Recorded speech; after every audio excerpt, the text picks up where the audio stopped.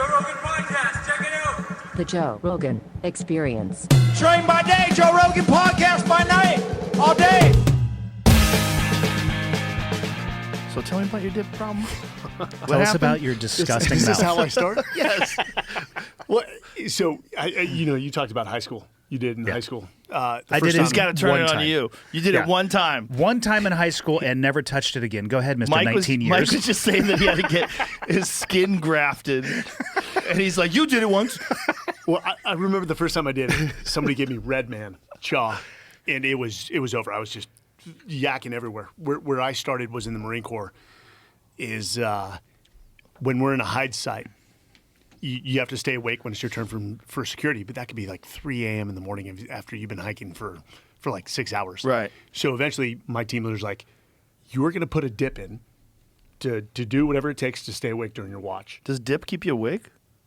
The nicotine does. It should. But dip will? Yes, absolutely. And so it morphed from there in the Marines, and we lived, I like to say we lived off of 3 things on deployment: water, coffee, and dip. And even on a patrol with these guys, I would have a dip in, chewing caffeine gum, and drinking water. Jesus. Super healthy. Yeah. I'm going to send this to Brendan Chubb because that motherfucker he has those little pouches. They're so nasty. He keeps 4 or 5 of them in his mouth at a time. He looks like a squirrel. Like he's got a little, like he's storing nuts.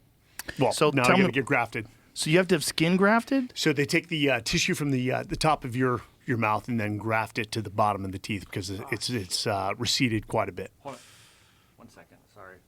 Are you good now? Okay. So what did it do to your mouth? I think after 19 years of, so I did switch from long cut to pouches, and then pouches are.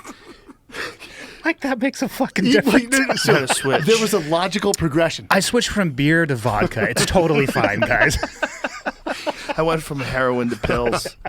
So the intent was long cut to pouches, Right. and pouches you would wean yourself off, and that did not work. And so what is it? Is it rotting your gums? It just recedes your gums. Doesn't rot your gums, but it recedes it. Wow. So you have yuck mouth. I don't have yuck mouth. Let me see. Let me see it. How bad is it? First off, I'm here just to debunk or fact check anything that Andy says. Well, from past Andy, episodes. people know you, Andy Stumpf. Mike, please introduce yourself. Tell you how you know this degenerate. Yes, absolutely. Actually embarrassed. Mike Sarraille, born in California as well, enlisted in the Marine Corps, was a recon Marine and a scout sniper, and eventually crossed over to the SEAL teams as an officer and retired after 20 years like Andy.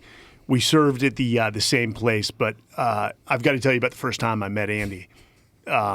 Because people ask me, like, what's Andy Stumpf like? Because, I mean, people are like, oh, Andy Stumpf. I'm like, he is a real dick. Andy? Andy is a dick. It's always been nice to me. How weird. Yeah.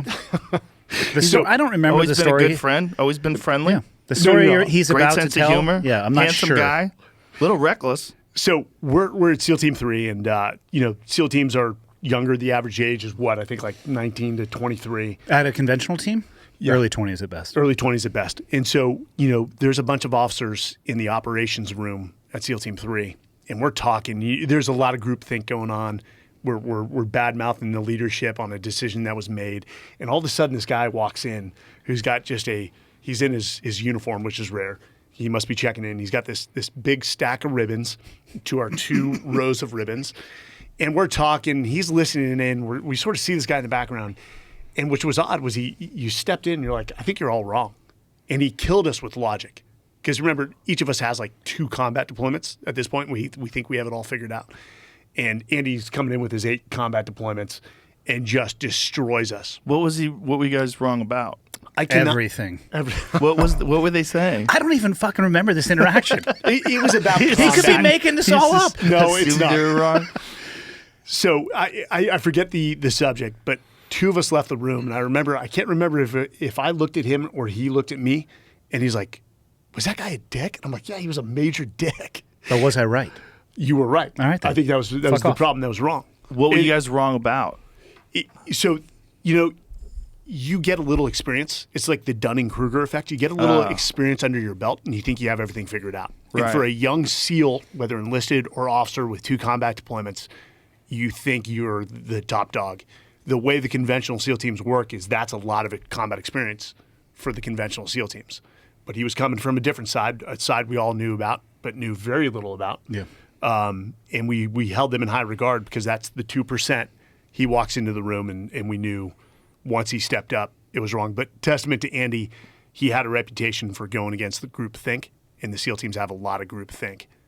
That's the easy answer is just to get on board. We still haven't gotten to like what you guys were wrong about, though. Do you remember? I cannot recall. All I recall is the incident. Remember being wrong? But it was about combat, and we thought we had it figured out. And he came in based off of his vast experience, or vaster than ours, much vaster. You know what's interesting though?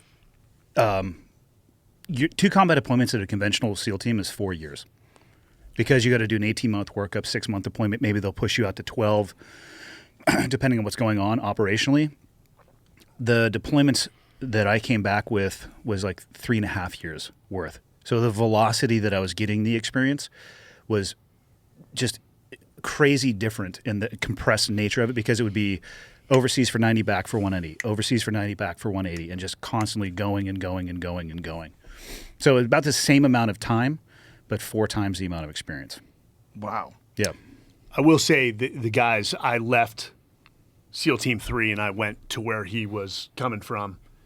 When I called back, because they were on deployment in Afghanistan, they're like, dude, that guy rocks.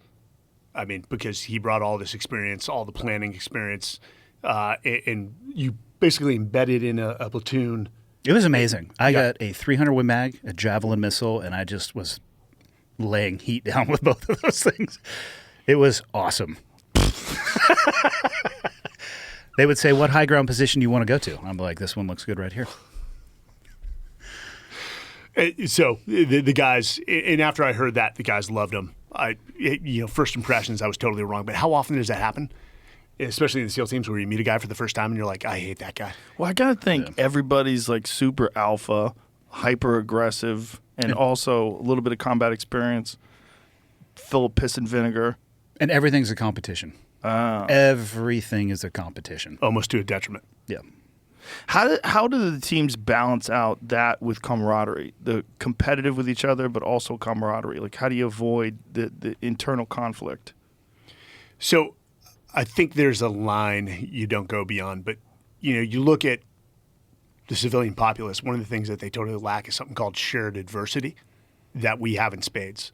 And you with guys you rolled with for years, you could not see them for 10 years. You see them all of a sudden, it's like you saw each other last week. Right. When you go through BUDS or you go through the hard training, because BUDS is not the end of the hard training, there's this homecoming, belonging, this relationship, esprit de corps built that will never die. And so while we promote competition, it pays to be a winner, as we say, there's a line at which if somebody wins, if Andy wins, the question now is, okay, Andy, what did you do differently than us? And share that transfer that knowledge to us so that we can elevate our game as well. So we understand, Proverbs, was it 27:17? Are you asking me? I have absolutely no iron idea. sharpens iron as one man sharpens another. Yeah. So you understand that. But we understand competition makes the world go round to a point. To a point. To a point. But at the end of the day, he's going to enter a room. Well, first off, I'm an officer. I wasn't entering any rooms. He was for most of his career, but I might be on his back and he's trusting me. So if he's got knowledge, he's going to transfer that knowledge to me in training before we go to war to make sure that I'm the very best to cover his 6. The thing about things like whether it's SEALs or any high-level military operation group, whenever you're dealing with people that have done something that's extraordinarily difficult, there's like a rite of passage that you guys have gone through that a lot of people think is missing from particularly young men in our society and culture. There's no real moment where you recognize that you've done something incredibly difficult and you've actually become a man. It almost seems like society is pushing it the other direction where that shouldn't exist or it should be avoided. Even with the teams, one of the things I hear is this narrative that it's too difficult. I think you got to consider the source on that one. Like the most recent thing that came out, I'm sure you saw this, Mike, was there was a video of training that occurred. I'm pretty sure it was on San Clemente Island because that's where they CS gassed us. And there's guys who are outside and they're getting exposure to CS gas. which I remember before I joined the military, if you look at any movie, probably up to and including like Full Metal Jacket, or if you even went into a recruiting office, exposure to CS gas is something that you do in basic training. Except, I don't know if the Air Force does it. Yeah, I don't know. Let's assume that they do. Probably they don't, but let's assume that they do. It was completely standard and normal to see. And that room sucks. You go into a room, you have a gas mask on, and they make you take it off, and they make you either do something or say something or talk so you can't hold your breath. That's the point of all that. So this video comes out of students that are outside, which one is actually a huge advantage because it dissipates quickly, especially if there's any kind of wind, and they're getting gassed. And there's already issues with the story that I'm telling because one, who the fuck is filming this? Like it just the fact that there was somebody there who was filming this thing and it made it onto the internet in any way, shape, and form is a mistake in and of itself. So it couldn't have been someone who's in the program. It was an instructor. It had to have been an instructor. instructor. So the students, the last 4 weeks of training, you go out to San Clemente Island. It's called third phase. And you get a very basic indoctrination into small unit tactics, rifle weaponry, explosives. You throw some grenades. You do some underwater demo. But you're out there for like the last tight 4 weeks of training. The students, I don't even remember having a cell phone when I went through, actually, in 97. I'd be shocked if they're allowed to have cell phones on there. So it had to have been an instructor. But they're getting gassed.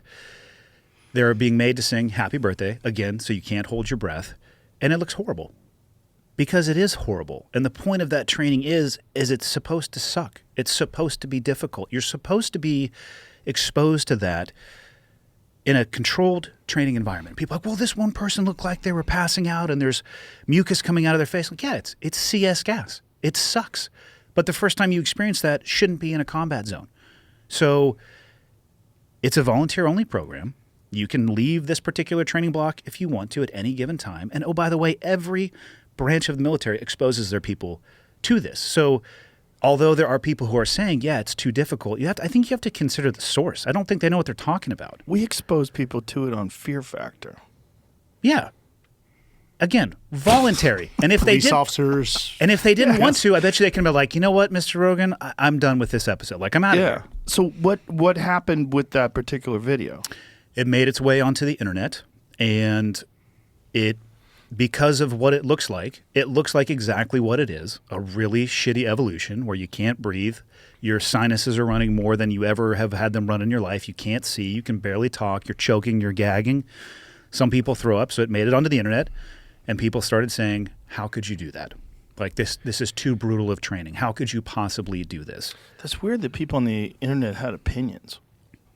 So they just had opinions? Did you just say it was weird that people on the internet have opinions? Joking. Clearly, I'm being sarcastic. Okay. But the fact that anybody paid attention to those opinions. It trended for a while. It actually, not only did they have opinions, it started getting shared, right? And then it started, the next thing you know, it's on major news outlets. And then I actually think I saw an article saying that the Navy opened an investigation into it. They have to. At that point, you have to. They should open an investigation. So here it is. Yeah. Navy launches investigation into SEAL tear gas video. Newly surfaced video showing Navy SEAL recruits being tear gassed is adding to scrutiny over elite military units' training practices. But you could speak to this, please, because you have to have brutal training. So you have to layer onto this. I'm going to say this. Yeah, go ahead. I remember going through this in the Marine Corps. I cannot recall that evolution on San Clemente. And I asked somebody, they're like, "Oh yeah, it happened." I can't remember it. We went out into a demo range, and they had sprinkled in CS powder into the dirt, so we didn't actually realize we were having an exposure to it, and people were just covered in. I remember I'm sitting there, we were trying to do demo calculations or like cut det cord, and you're like dry heaving. The reason that this is probably the bigger issue is that there was a high profile death in SEAL training not too long ago. With a student who had just completed Hell Week and died in the hospital shortly thereafter. The young man's mother is a nurse, and she's very vocal about what has happened, and there was an investigation involving that. So it seems like horrendous to lose your son in any way, shape, or form. I don't want to take anything away from that, but from that incident, this is like another layer on top of the onion on something that people were already talking about. Which you combine the two, and it just seems like, for one, I wish SEALs could get the fuck out of the news in general. But since it starts they're layering on top of each other, it can seem to be a bigger deal than it is. What did he die from? Infection. Yes. So during Hell Week, you've got open sores. You're in the water, which isn't far from the Tijuana where it drains off. So that's always been a concern, and we mitigate it extremely well. And first off, my condolences to the mother, because this kid was a stud. He was the captain of the Yale football team. He was going to become a SEAL. He passed the hardest So was it like a staph infection? It was a staph infection. And you look at the source. Bacterial pneumonia. Yeah. You look at the source. This is all New York Times. Yeah. It's a string of reporters same from New York authors, yeah. Times that have just they've had a hard-on for the SEAL teams. They have been going out. In fact, they wrote a book, and you have the author, Matt Cole, Code Over Country. Yeah.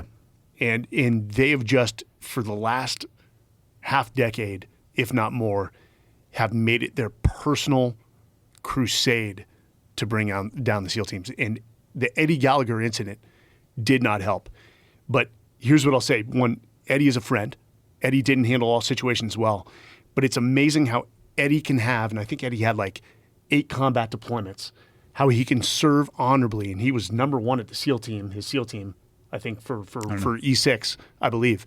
He served honorably for 19 years. In the last incident he's involved in, which he was acquitted for, that defines his entire career. The last sentence of his chapter as a SEAL defines all the 19 years and all the good work that he did in defense of our nation for those who would never even think of serving. And he was acquitted. What was the charge again? It was something about a detainee. I think the charge was murder. Yes. It was a ISIS prisoner that had been wounded in a strike, and while rendering medical aid, they accused Eddie of murder. But he was acquitted. He was acquitted. But they still don't appreciate that he was acquitted. Like, they still treat him like he's guilty. Some of the things I've seen in the press, and I'll keep reporters out of it. One, I can't remember their names, but a lot of the liberal news media just have painted him as a war criminal, bottom line. And his life has been impacted. If you look even at, so first off, NCIS. Naval Criminal Investigation Service. The branch in San Diego was never held accountable for, let's just say, bad practices that they implemented while trying to bring Eddie down. They also had a hard-on. NCIS is not always your friend, and they're looking to make a name for themselves as well. And in fact, I was investigated the day I retired by the same crew of people from NCIS San Diego, only 6 months previous to when the whole Eddie Gallagher thing sort of came on. But I mean, they put a bug into Eddie's lawyers' emails so that they could read all the documents coming into that lawyer. They did some pretty lame tactics, and they were never held accountable. Is it legal to do that? No. The initial lawyer was fired, relieved, and they replaced him rapidly. But Was he relieved from military service, no, or was he not. laterally He was transferred? Laterally transferred, and that's how they dealt with it. Jamie, go back to that article again. I'm going to see something when you first pulled up with the first initial complaints, because I want to scroll. Yeah, right there. So they were talking about the protocols. Here, let me be clear. We have absolutely zero tolerance for hazing, abuse, or deviations from safety protocols. As Navy SEALs, we serve our fellow Americans. Uncompromising integrity is our standard. Our character and honor are steadfast. Most of all, we are expected to lead by example in all situations. So if that is like standard operational procedure for those kind of training programs, why does he have to say that? So It's not hazing, right? It's not. I mean, you could. Could you haze somebody with tear gas? Yes. What I'll say is this: as somebody who was a BUDS instructor, there is an evolution sheet and matrix for every single thing that happens in training, to include remediating the students when they fall short of a standard. There are limits to how long you can remediate them for. There's limits to the exercises that you can use. There is an oversight matrix of who's in charge of the evolution. What's the ratio going to be, student to instructor? There is somewhere a matrix, an evolution sheet for exposure to CS gas in BUDS. There is absolutely no way that those instructors are like, hey, hey, Mike, you doing anything tomorrow too? Let's go gas these fuckers. Like that doesn't happen. Every single day in Buds is templated. Why that person said that, I'm not sure. But as somebody who worked in that pipeline with that curriculum, it exists. And what they need to say is, yeah, there's a reason that we do this. And the reason that we do this is so that their first exposure isn't in an environment where their life might be on the line. That would actually shut it down. Because what that does is it leaves the door and it leaves question in people's minds. Did they make a mistake? Were they hazing people? Do we need to do this? My resounding answer is yes. And also, I'll add to that. My answer when people ask me about students who have died in Buds, and I think there have been 10 in the history of Buds since the 50s, is that it needs to continue to happen. I don't want it to happen. I don't want anybody to lose their life. But if the training becomes so exceedingly safe that that's not a potential, then we're not serving people in that training and we're not preparing them for what the battlefield's going to expect of them. I'll push against you on that one. If you explain it to the American public, more than half still won't understand. They will still view it as brutal, as unnecessary. But there's been a push to make the military a playground for progressive policies. And it is the last place politically that we want people playing. And I mean, you even see China has an initiative to actually make their men more masculine. Yeah, I saw that. And we're going the opposite direction. There is a diversity, equity, and inclusion chief at the Pentagon now, who wrote a book that basically called the first responders menaces, and basically painted them as white supremacists, and it's going a very bad direction. I will say this about the military. What people don't understand is it is highly professional. I've always been impressed. There are standards, there's doctrine, and instructors know that they follow that playbook. They mitigate risk to the lowest level because you always have the risk of getting investigated for something like this. So who's letting these progressive policies infect the military? How is that ever an option? Is that just people who are blissfully unaware because they're on the outside?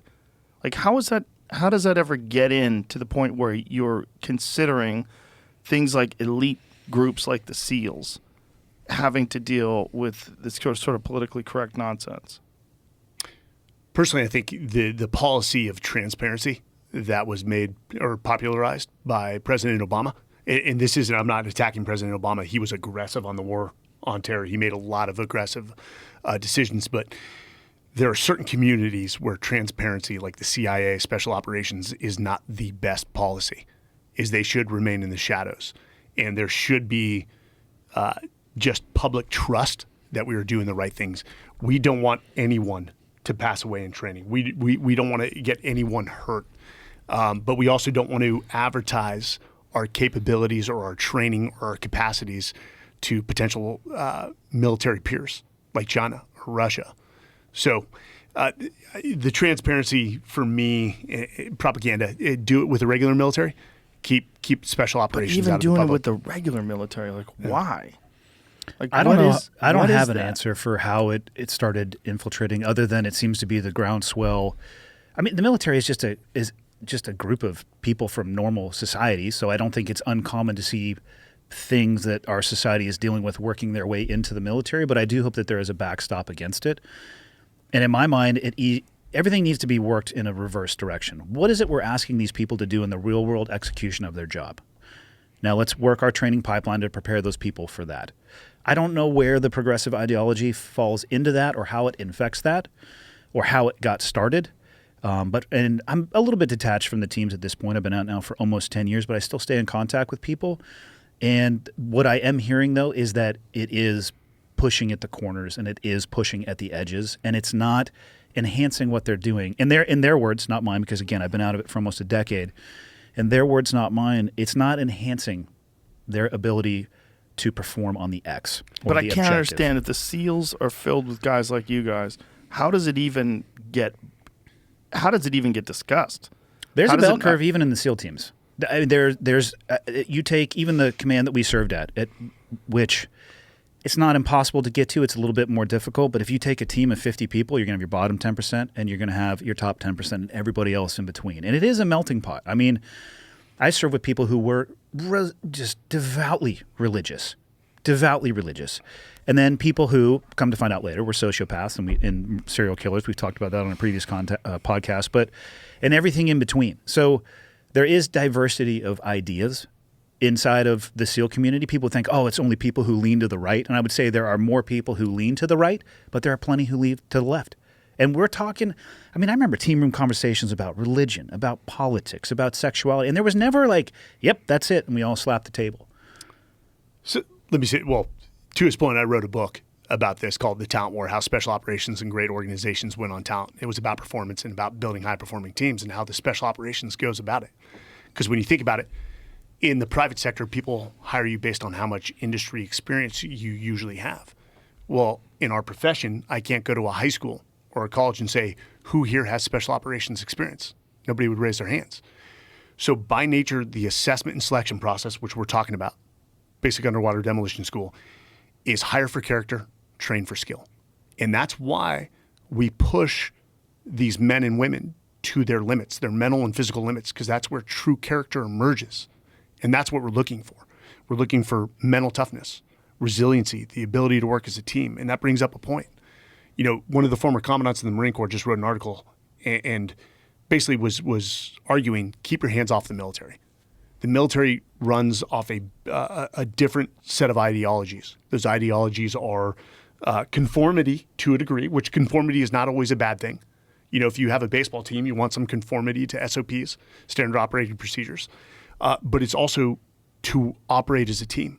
So in this training, we break people down in their individual selves and we build them up as a team player, where the public sector sort of, let's say they trend towards individuality, which is not bad either. We do want people to be people.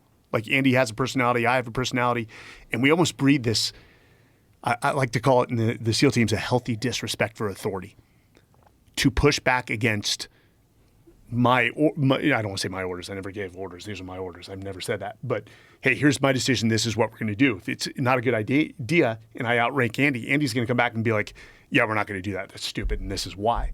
So he does it in a professional and tactful way.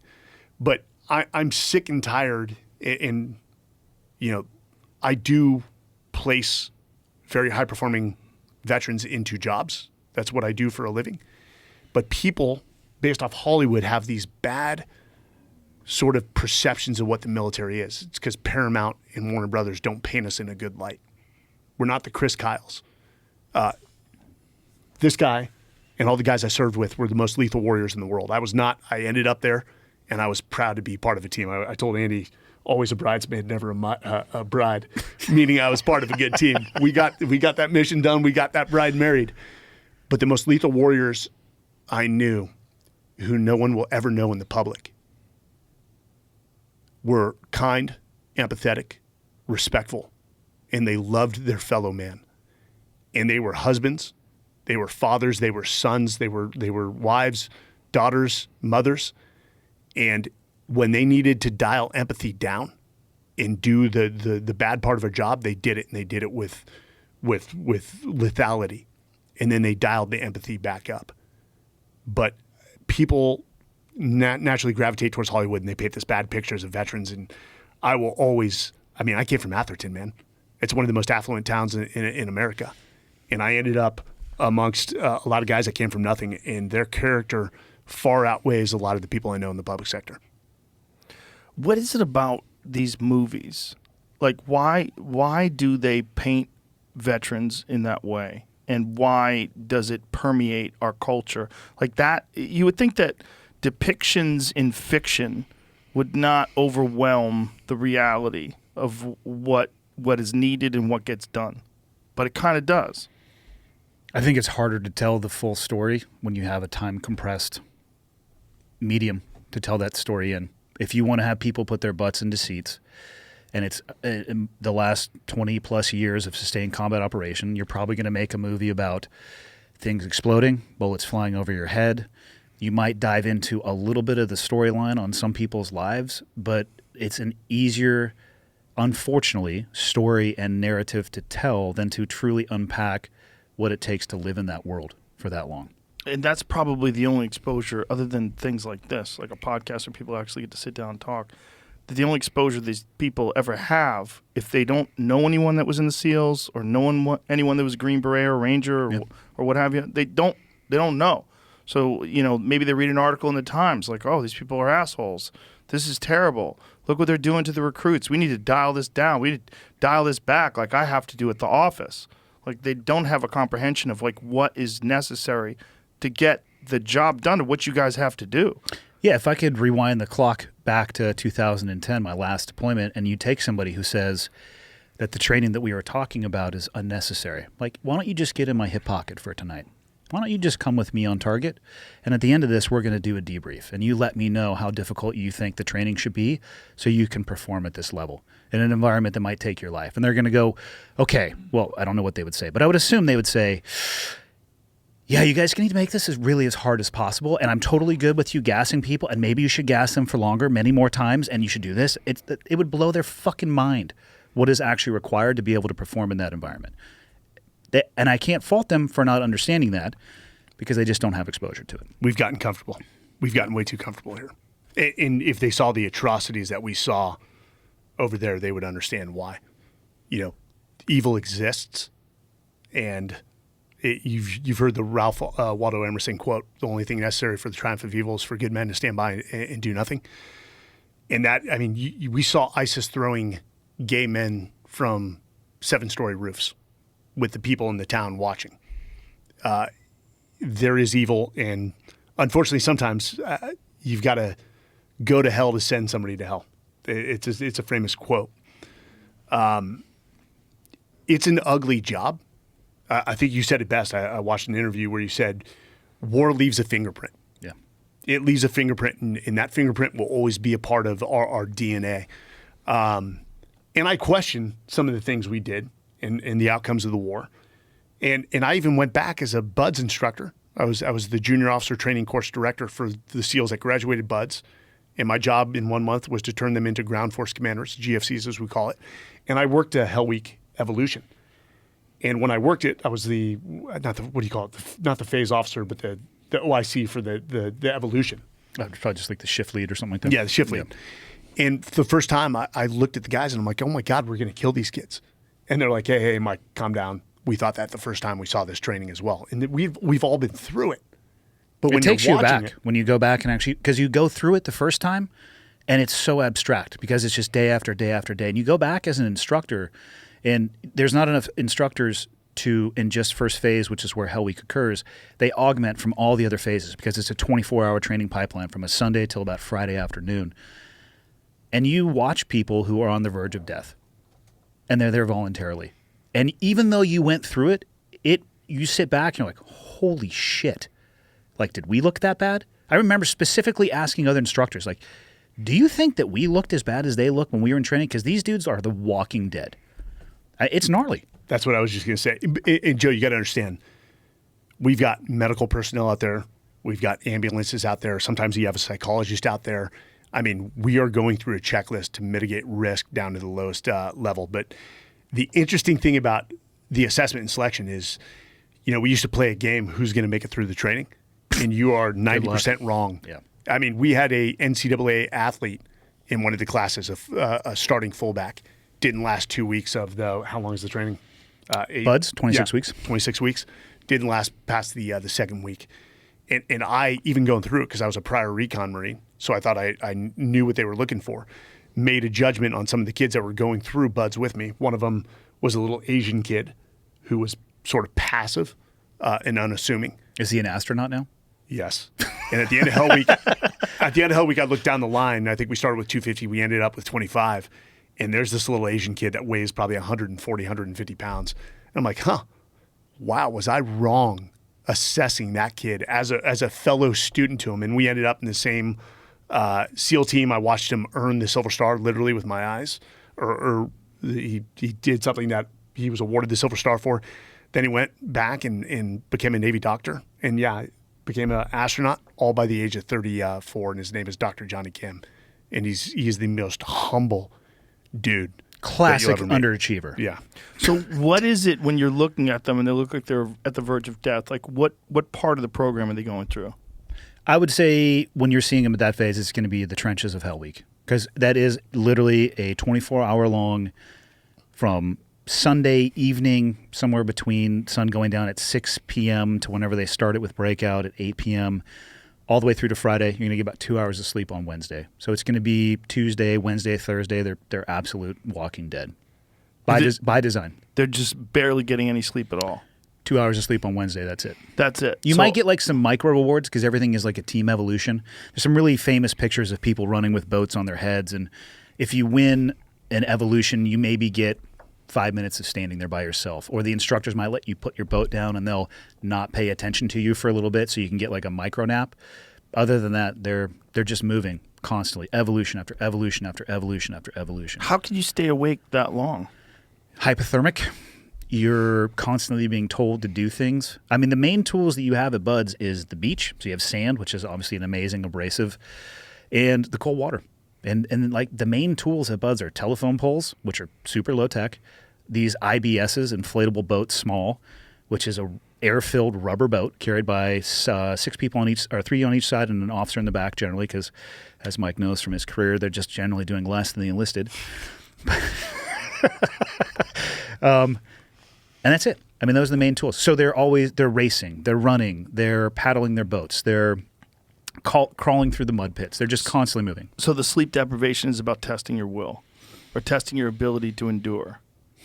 And your character. And your character. I would describe, and this is my description, not anything that I think the Navy would agree with, but I would describe Buds training as an ability to look at who somebody really is when you're at the lowest point you ever thought you've been at, emotionally, physiologically, psychologically.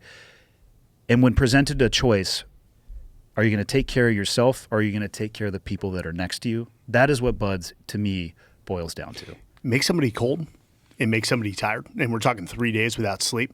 I mean, when in your youth, prior to that, did you ever go 3 days without sleep? Probably never. Ever. And you see different people. You see people for who they are. Yeah. And you can think somebody is hard as hell, you know, at the beginning stages of Buds, and then everything changes in that 1 week. And, you know, what we've found, personally, this is my anecdotal sort of learning, is that people who faced a lot of obstacles early in life before getting to SEAL training usually have the scar tissue of resilience, and they do pretty damn well. Yeah. And the thing about Buds is you don't know anyone's story. You know when no one's, I mean, yeah, you may know that Andy's from the Santa Cruz area and Mike's from Palo Alto area, but you don't know their background. Point in case, Johnny Kim, you know, I've known Johnny for 15 years, and then we finally hear on the Jocko podcast where he sort of goes into his background that his dad was killed by police, and he was sort of, you know, he's the one that called the police on that day. His dad had a standoff, and he blames himself. We never knew that about Johnny. But had I known that before making an assessment of Johnny, I would have realized that kid at the time had been through a lot more in life than I had. And there's no other way. I don't think that there is. How else could you know what someone's capable of?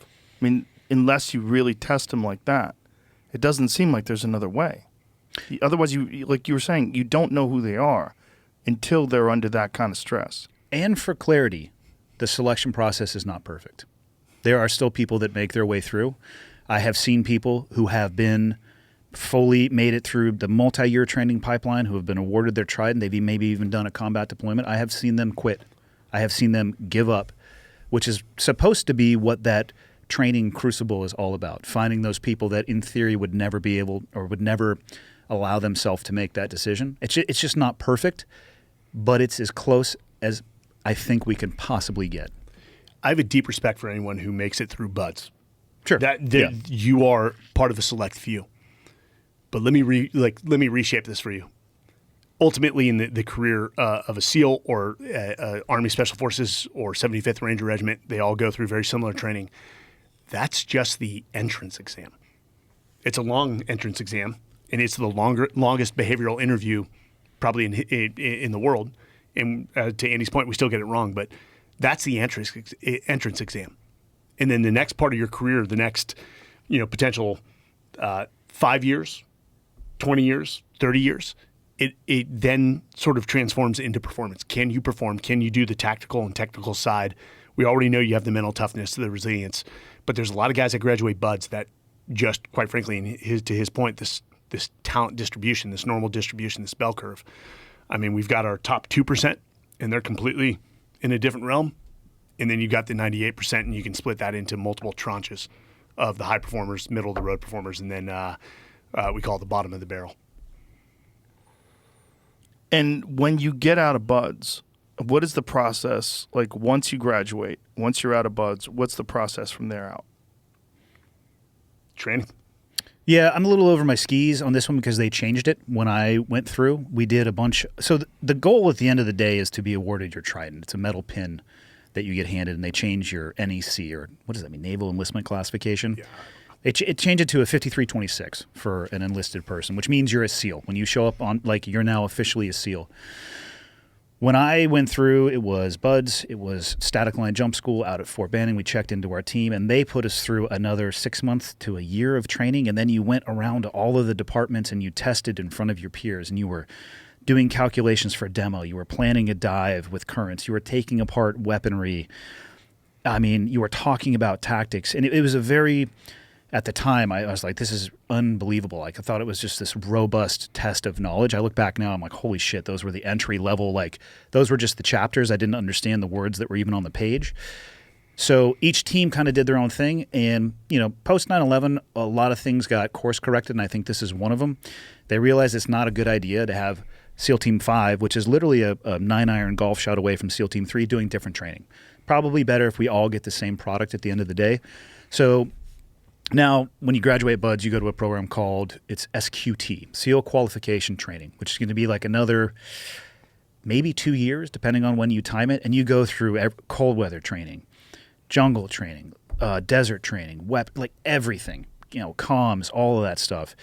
And at the end of that, they graduate as a class. They're all awarded their trident, so they all have the same baseline level of training, and then you go to your SEAL team. So you're 2 years into a pipeline before you show up for your first day on the job at a SEAL team. And that's what I went through. Like, what he's describing. like broadly. Like, there's going to be some outliers in that, but that broadly, that covers what they're going to do for the pipeline. Basically, we were better and smarter than his generation. They knew more, for sure. Is it difficult to get people to? Is it like do you have the same amount of people that are trying to become SEALs now as there was in the past, or is it? I would say so. Yeah. I would say so, if not more.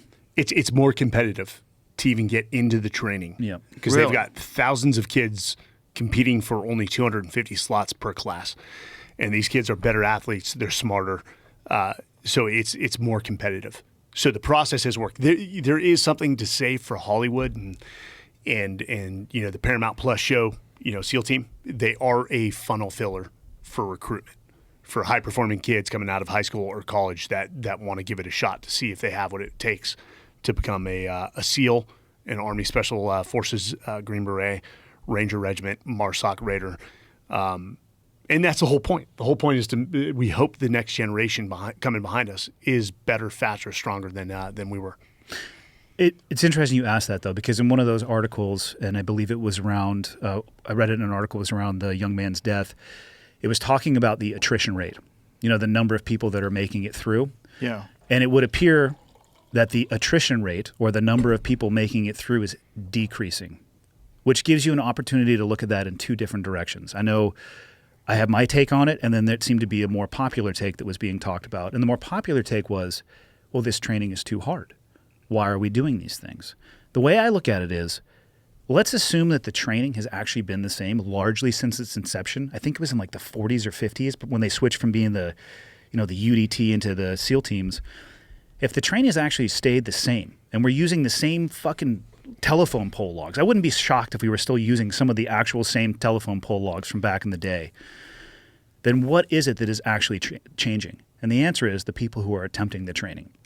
So instead of vilifying the training, maybe we ought to take a hard look at our society, and maybe the curriculum is doing just fine. But as a society, we're getting softer and softer and softer with less resilience. And that, to me, explains a lot more the differences in attrition than the actual curriculum itself. It's hard to argue that that's not the case. In terms of the people that you see today, it seems like today people demand more. They feel like they deserve more. They feel like they're entitled to more, and they feel like they want to work less. I mean, that's a narrative that you see pushed over and over and over again, which is the exact opposite you want for any kind of extraordinary achievement.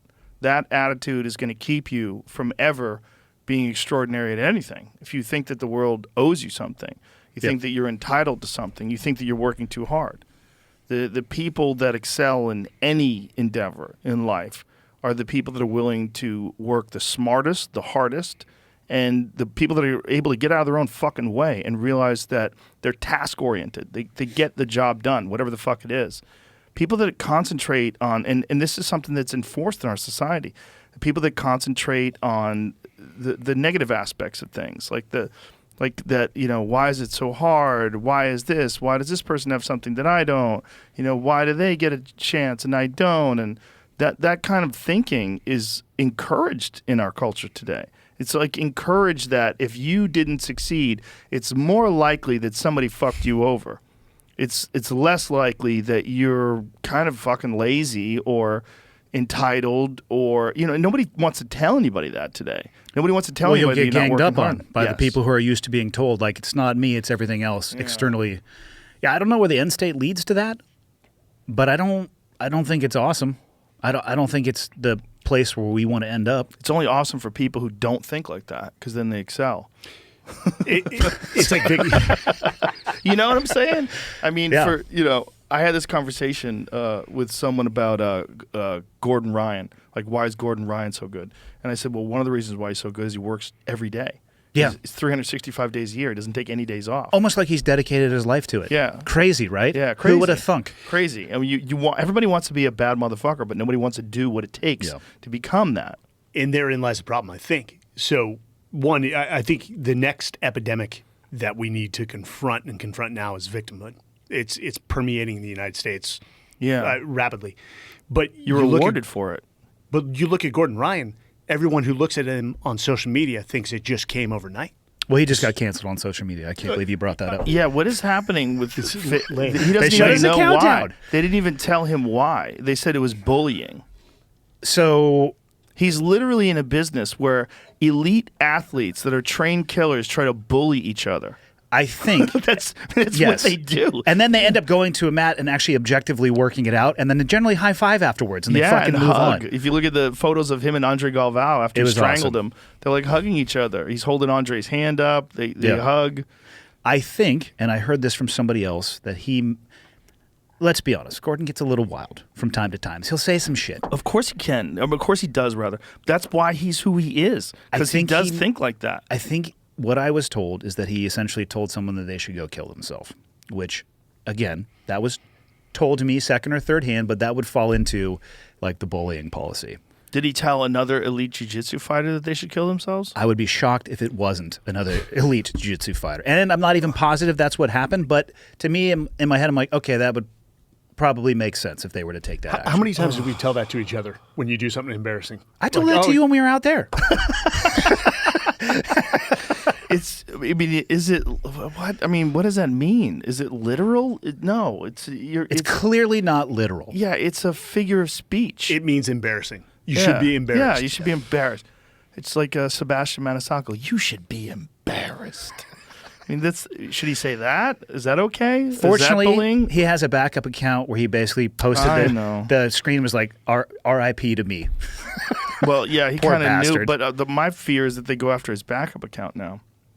Yeah. Which is kind of fucked because, like, I actually had a conversation with Zuckerberg about him. He's like, do you like the way he talks online? I'm like, it's fun. No one's getting hurt. Like the people that he's doing this to are also people like that. Now, you could be that person who wants every martial artist to behave like a noble warrior who's out there testing their skills with respect and dignity. Or you could be the guy that fucking fills up arenas because people want to come to see him. That's what Floyd Mayweather is. That's what Gordon Ryan is. Like the elite of the elite who talk a ton of shit, and there's a psychological warfare aspect that I think non-competitors don't understand that. There's a thing about that guy. He gets into your fucking head. When you go to sleep at night and you think about the fucking Instagram post he made about you, you're like, fuck. There's part of that. What were his thoughts on the way that he doesn't communicates like it. Zuckerberg is a respectful martial artist. He's doing martial arts now, and I think he's a nice guy. And I think he wants other people to be nice guys, and he doesn't want that kind of harassment and bullying on social media networks. But I think that's censorship, and I don't think censorship is ultimately good. I think you have to, if people don't like the way he's behaving, you should not follow him. You should not pay attention to him. You should not support him. You should not go to see him. Or if you do like it and you're like me and you don't have a problem with it at all and you think it's funny, you should follow him. I mean, this is not a terrible person. He's not a bad guy. In fact, he's exemplary. He's a guy who's doing something that's very extraordinary. He's, what Goggins likes to call uncommon amongst uncommon men. And that's what he is. He's as uncommon as you get. He's the fucking best ever. Leave him alone. It worries me, though, that, obviously Zuckerberg, maybe replace him with somebody else, because that guy literally could probably throw the switches at these companies. But what does it matter whether or not I like the way he conducts himself online? I'm super appreciative of the rights that we have in this country, but I've yet to come one that says you have the right not to be offended at any point in your life. You should be offended at some things. It's not bad for you. You should be offended. They should figure out why you're being offended. Well, you also have the choice, like you said. I don't know if people know this who are on Instagram or Facebook. It's really easy to click the same button that you click to follow that person and not have to deal with that. You can block them, and you'll never see anything they post ever again. That's bullying. All right. We're now in an age where facts have feelings. Yeah. Facts, in fact, have feelings. But there's an element of showmanship in anything you do, and he understands that well. Yeah. Even in the SEAL teams, there was an element of showmanship. If you don't know what you're doing, just look good. There's one of the rules I live by. I'll give, Jocko. There's an element of Jocko that I highly respect. He's got the showmanship piece 100% down. And he won a lot of fanfare because of that. He does that well. But you look at our industry, the highest performers are also the wildest variables. To attain that level, to get to that level, there is an imbalance amongst those guys. Well, look at MMA. Look at John Jones. He's the wildest motherfucker ever, and he's the best. I mean, there's a reason why he's the greatest light heavyweight of all time. He's fucking wild. He's a wild dude. I mean, when he was fighting Daniel Cormier and they were doing the press conference, he said, "I beat you when I was on coke." You know how funny that is? That's fucking funny, man, because that fucks with the guy. When the guy's getting up in the morning and eating oats and drinking distilled water and fucking jogging up hills, and this dude's doing blow. Looking in the mirror as you're brushing your teeth, fuck. Partying, dancing, kicks your ass. Will he be back? Yes, he'll be back. Yeah, he'll be back as a heavyweight. And, it's a lot of exciting challenges for him at heavyweight. I like the fact that he decided to do that. It's interesting. I think he's still the best light heavyweight in the world. And he can still make the weight. I mean, he's not really a heavyweight. He's deciding to become a heavyweight. He's doing it through deadlifting and squatting and, serious powerlifting. He's put on a lot of weight. He's put on... I think he's 253 now or 255 now. He's a big fella. Still with the same gas tank? I don't know. I don't know how you could, honestly. I mean, how do you have the same gas tank? You don't see heavyweights operate at the same pace that you see welterweights or lightweights. Yeah. There's a reason for that. I don't think you can. And if you look at someone like Demetrius Johnson, who's a whirlwind in there, he's 125 pounds. You don't have a lot. The demand for oxygen is very different than Francis Ngannou. You don't see a guy like Ngannou that fights at that pace. They literally cannot. These variables need to be taken into consideration when you apply tactics and strategy and how you choose to, obviously he has a different amount of force in each shot, and that is also the case too. I talked to Max Holloway about that once. We were talking about Jose Aldo, and I was asking him like he knew that Aldo was fading after 1 or 2 rounds, and he said it's power. He goes, those guys have more power than me. He goes, they're hitting harder. And that shit takes up a lot of energy. And he was kind of laughing about it. He's like, I don't have any power, man. He's like, those guys have so much more power. He goes, I got to hit a guy a lot of times to take him out. But these guys, these one-shot guys, they're all like, ah, ah. That's Conor McGregor, who's got that incredible power. But that power, when you throw it that explosiveness, you're essentially sprinting, whereas other guys are running marathons. A guy like Max Holloway's putting that volume on you. Nick Diaz puts that volume on you. It's a different type of fighting. I got nothing but respect for those guys. How much would you have to get paid to get in an octagon? A lot of money, and I would not last long. I don't think there's a amount of money that I would do it. Those guys are out of their damn minds. You would do it for the right price. No, I would not. You would've done I like it, to do bitch. safe things. Shut the fuck up. This is the modest Shit. standard. This is the guy that has the world record for a flying I squirrel used suit. to have the world record. Oh, who's got it now? Does it bother you? No. God, Not even a little? No, I was doing it to try to. I was doing it for fundraising. I think it bothers you. There's nothing worse than it has been. And That's true. I would Are you just kill- speaking I from would- experience? I would kill You yourself. cuck. I would kill yourself. Oh my God, we're gonna get kicked off of Spotify. Luckily, Daniel Eck, the CEO of Spotify, is an MMA fan, so I don't think that's happening. I have nothing but I'm dead serious. Those guys, to me, they're out of their mind. Yeah, It's just well, like- that's what they want to do. They Yeah. want to be that guy. They want to be the top of the heap. They want to be that fucking warrior standing on a pile of heads. And there's no other way to do it. You know, if you want to be the top dog in MMA, you know, that's a weird desire, but a lot of people have it. It's an extraordinary accomplishment to become a guy like that. And there's very few people that are capable of doing it. You know, and there's a lot of talk in MMA about like fighter pay and whether they should be paid more. I think they should, but I'm not a fucking businessman. I don't understand. I don't sit down and crunch the numbers. I don't understand how much it costs to run a promotion. It's a lot. There's a lot of money involved. I don't. But also, I know that they get paid more than boxers. When we talk about boxers, you talk about elite boxers like Floyd Mayweather and Manny Pacquiao, the top of the heap guys who make a shit ton of money, and they do. But the undercard fighters in those fights, they don't make shit. Yeah. They barely get by. But that's because they don't put asses in seats. There's a direct correlation between how many people are coming. They're plopping down money. Oh, Volkanovski's fighting? Fuck yeah. They put that money down. Why do they put that money down? Because Volkanovski's a fucking animal, and they want to see that guy perform. He's being paid for what he's done. And if he's not being compensated fairly at that level, well, that's a different conversation. And there's contracts, there's negotiations, there's managers, there's a lot of shit involved in running a business that that's not my world. I don't understand it. I don't put any thought into it. So I can talk about it from respect and the way I feel about fighters. I feel like they should be paid a lot of money. I feel like you should be able to retire, and you know your body is essentially broken. By the time these guys are 40 years old and they're getting out of the game, their fucking knees are shot. Michael Bisping has 2 artificial knees now. He's missing an eye. His one eye is dead. I mean, it's a fucking hard world. It's a hard world. And I feel like you should be able to retire, and that should be, you're good. You should have enough money in the bank, so if you don't live like an asshole, you should be able to take care of yourself forever. Educate me here. So the NFL has a players' union.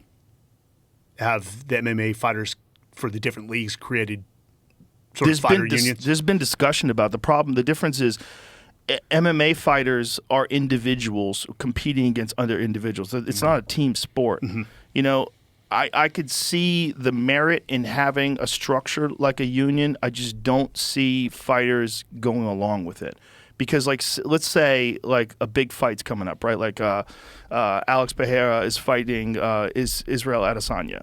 If Pereira gets injured and he can't fight Adesanya, and, you know, there's a bunch of people that are saying, like, I want to fight, and then you have to get paid the same amount as Pereira. This is our union dues.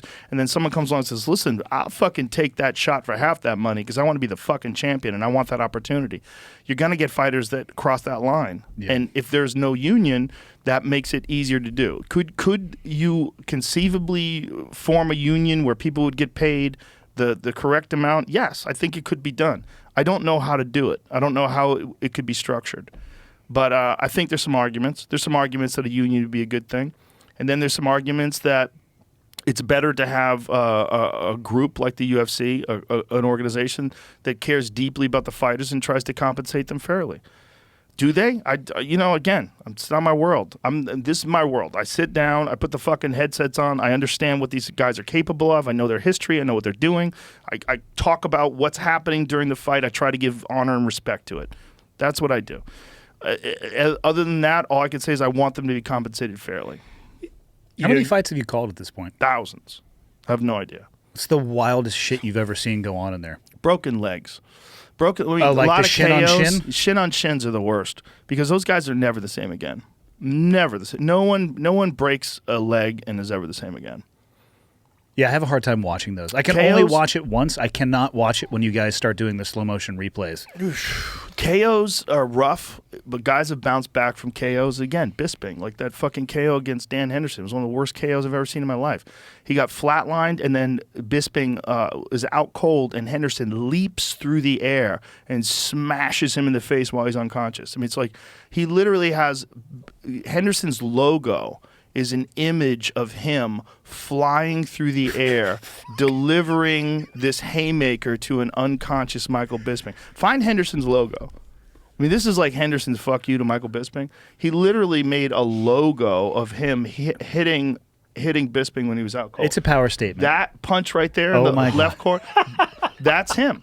That is him. That is that. That's his most, historic moment, his most brutal, legendary moment. Look at the one with the red coat.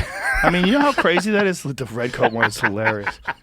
But you know how brutal that is? Like, the guy's fucking logo is him delivering a flying right hand. And he had one of the greatest right hands in the history of the sport. If you ever hug Dan Henderson, he feels like this table. He's made out of wood. There's certain dudes, they just like have a different composition to their body. Like, I talked to his massage therapist, and she was like, his fucking body is like, you can't get in there. Like, she'd be like trying to you're not going anywhere.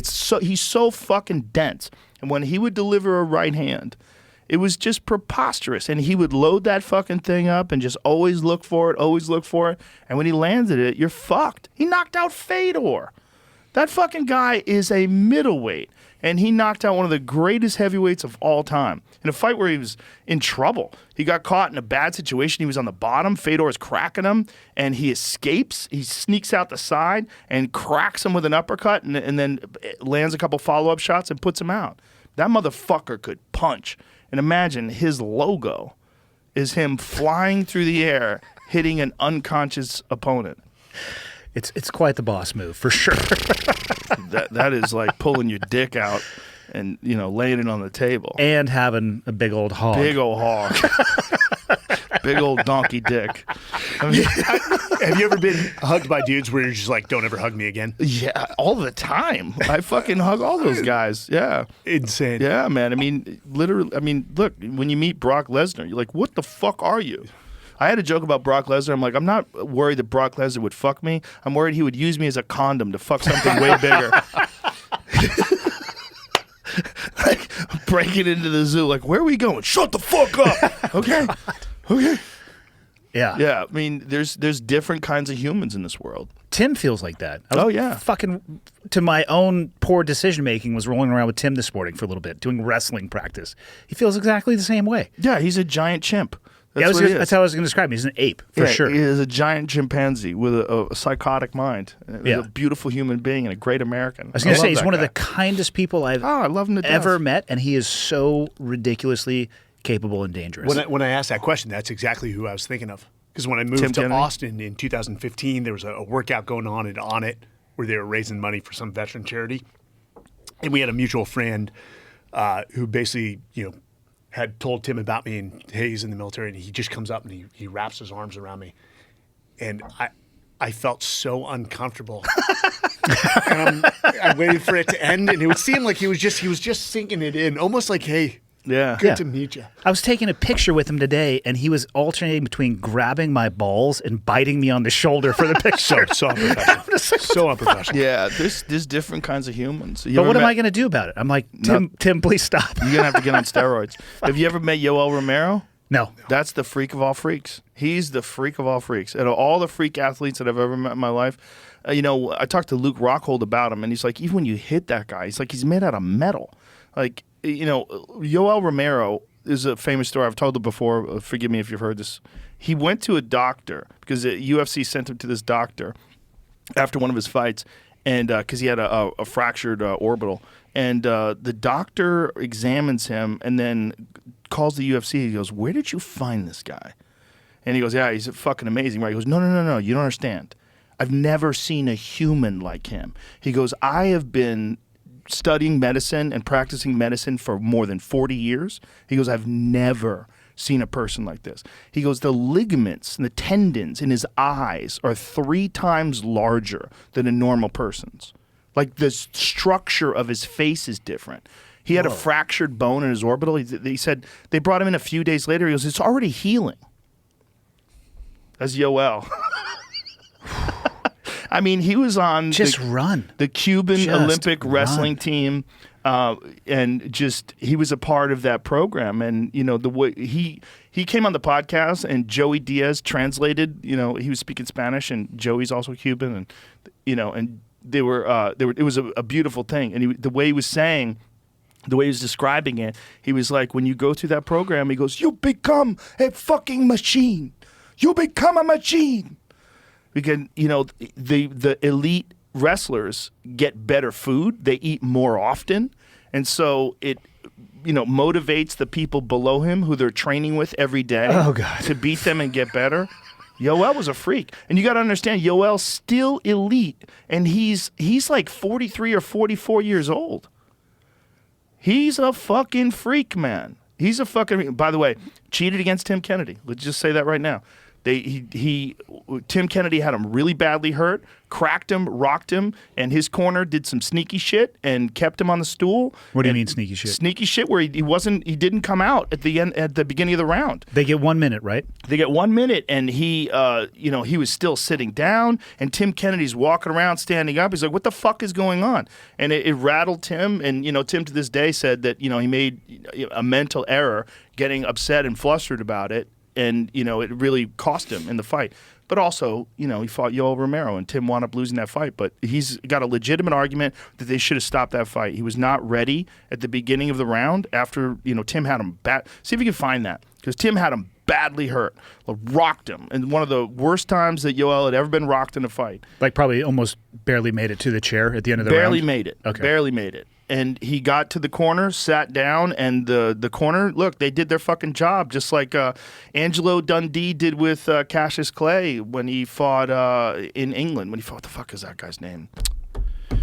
So a gentleman in England who caught, it's at the tip of my tongue, who caught Cassius Clay when he was young with a vicious left hook and dropped him. And Angelo Dundee cut his gloves, and they had to change his gloves. Like, his gloves are breaking. We got to get new gloves. It's going to take a few. Yeah. And they kind of did the same sort of deal. See if you can find it. Did you find it? They did the same sort of deal with Yoel.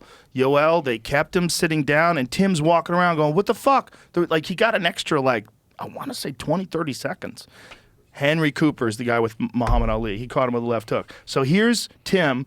Tim cracks him. He hits him with this uppercut and another one. Tim's got him. Bam! Look at this. Get him, Tim. Left hook, right hand. I mean, he's got him badly hurt. Look at that. Right hand, left hand. So this is the end of the round. Goes back to his corner. Tim's got him fucked, right? Look at him. He's really bad. Now, at the end of the round's over, and Tim's there, and he's still sitting down. The round's supposed to start. He's still on his stool. They're wiping him off. They took all this extra time. And then finally, I want to say it's a legit 20, 30 seconds later, Yoel gets up, and Yoel eventually catches Tim with that right hand and finishes him.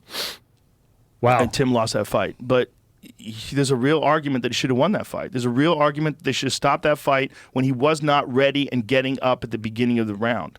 Because if you don't get up when you're basically quitting. You're saying I'm not ready, which means you're not ready to fight, which means the fight's over. God, I wish I'd gotten into this stuff, like paying attention to this earlier. I've only been watching UFC for the past few years because it now makes sense to me what the hell they're doing. Dude, you got to come with me. You got to come with me and sit next to me. I mean, can I have a headset and say shit that's not happening? No, you can't say shit. Like, he is going for an inverted fucking... You can sit there. Well, you'll know the jiu-jitsu. You're a brown belt. No, now I know. I had no appreciation for it, though, until I started training. I actually had no interest in watching it. And this is how fucking stupid I am. I'd be like, well, why doesn't the guy just stand up? What? Just stand up. Why are they up against the cage? That's boring. How hard is that? Yeah. Then you get somebody who puts their hands on you a little bit. You're like, oh, I can't stand up right now. Yeah, you ain't going nowhere. And I also can't get off this cage. Yeah, well, that's a boring part of fighting that's necessary. I am a big advocate of never, removing people from a cage and never standing people up. I think if a guy can hold you down, the round is 5 minutes long. If he can hold you down and you can't get up, tough shit. And a lot of people say, no, you got to have stand-ups. Otherwise, people just take you down and hold you down. I'm like, so what? Then they take you down and hold you down. Yeah. That's part of the fight. It's still less boring than baseball. So shut the fuck up. I think obviously not everybody trains, but once you start training a little bit, you have an appreciation for how hard it is to actually hold down somebody your size, probably same skill level, that wants to get up. Like the cage work, it can look boring, but again, once now they understand what's going on in the fight for the underhook and the head, you're like, oh shit, this is badass. You know, there's another argument too that I think they should add weapons. Like, there's a lot of shit that you can't do on not weapons like knives and shit. Hold on, I was going to say, like, are we talking a golf club? What are we talking? I mean, knees on the ground, knees to the head, knees to the head on the ground, kicks to the head on the ground. They're doing that in ONE FC. And they're doing it in a cage, and a lot of people think it shouldn't happen in a cage because there's times where you can't get away and you're trapped and someone could soccer kick you or stomp you. But that's a real fight. Yeah. If the problem is the cage, I think they should eliminate the cage. I don't think they should eliminate those weapons because there's positions where guys go into where it appears like they're safe. Like if a guy's in a turtle position and you've got like a head and arm and you're above him, there's a amazing option to knee someone in the head and stop the fight. And you saw a lot of that in Pride. Like Mark Coleman stopped a lot of guys in Pride because he would get to that position, he would drop knees on their head. Because you should be able to. That's a legitimate position. If you can knee someone standing and you can knee them in a clinch, why can't you knee them when they're on the ground? You should be able to. It's a legitimate move. And if knees are legal, if a knee to a head is legal, why isn't it legal on the ground? Why are we making it safer to fight with strikes on the ground? I don't think you should. It's the same reason people are in an uproar about tear gas and training. Yeah, but this is fucking cage fighting. It's like this is the last bastion of chaos in combat sports. And to eliminate certain weapons, I think they eliminated some things initially in the beginning because they felt like those things were too dangerous. That's the reason to this day you can't do a 12-6 elbow, which makes zero sense because it's not even the most strong elbow. The most powerful elbow is actually an elbow where you drive down like to the side. The most powerful elbow, I believe, is like this. It's not like this because this is not necessarily the best move like kinetically. I think kinetically, the shoulder comes back and it's a downward elbow, probably has more force. And I'd like that measured. Because this is still illegal in 2022. It's so dumb. And the reason why it was illegal, and Big John McCarthy talked about this.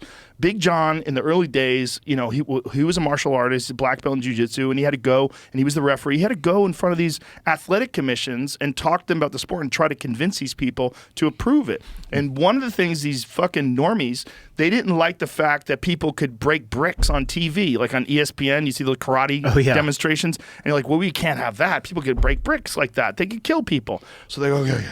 All right, we'll make that move illegal. Okay, fine. So the 12-6 elbow is illegal to this day, and it's a remnant of ignorance. That's all it is. Doesn't make any sense. That's a fucking legitimate move. If you can elbow someone on the ground, why can't you do it that way? You fucking most certainly should be able to do it that way. It's so dumb. Doesn't make any sense. I want to see all of that. And I also want to see in the third round a garden rake come over the top because shit's gonna get wild. Well, have you seen those? Where the crowd can vote in a weapon? Yeah, the crowd gets to vote on the tool. It might be a pipe, this is garden rake, like fucking 9-iron. Like they're probably already doing that in Russia. In Russia, they're probably already Have doing you seen that. the phone booth fighting? Yes. Yes, they do it in cars now. They buckled up. They're buckled into their seat, and they start the fight while they're in a car, and they have to like get out of the buckle and beat the shit out of each other. They're like in a convertible. I have a deep respect for how crazy Russians are. I know we're not supposed to. You know one thing I like cold race in America. Like Oh look at yeah, this. here we go. Look at these guys. They start off sitting in a fucking convertible, and then they're beating the shit out of each other in a car. It's not He's done. ideal. Well, it's not he's ideal not for done yet. kickers. You basically take all the kicks out of the equation. Oh, It's such a silly way to fight, though. It's really dumb. the phone booth is better. There's no escape. Yeah, They can here it barely goes, turn yeah. around. This is so silly. And if you're gonna have a phone booth fight, you should definitely have headbutts.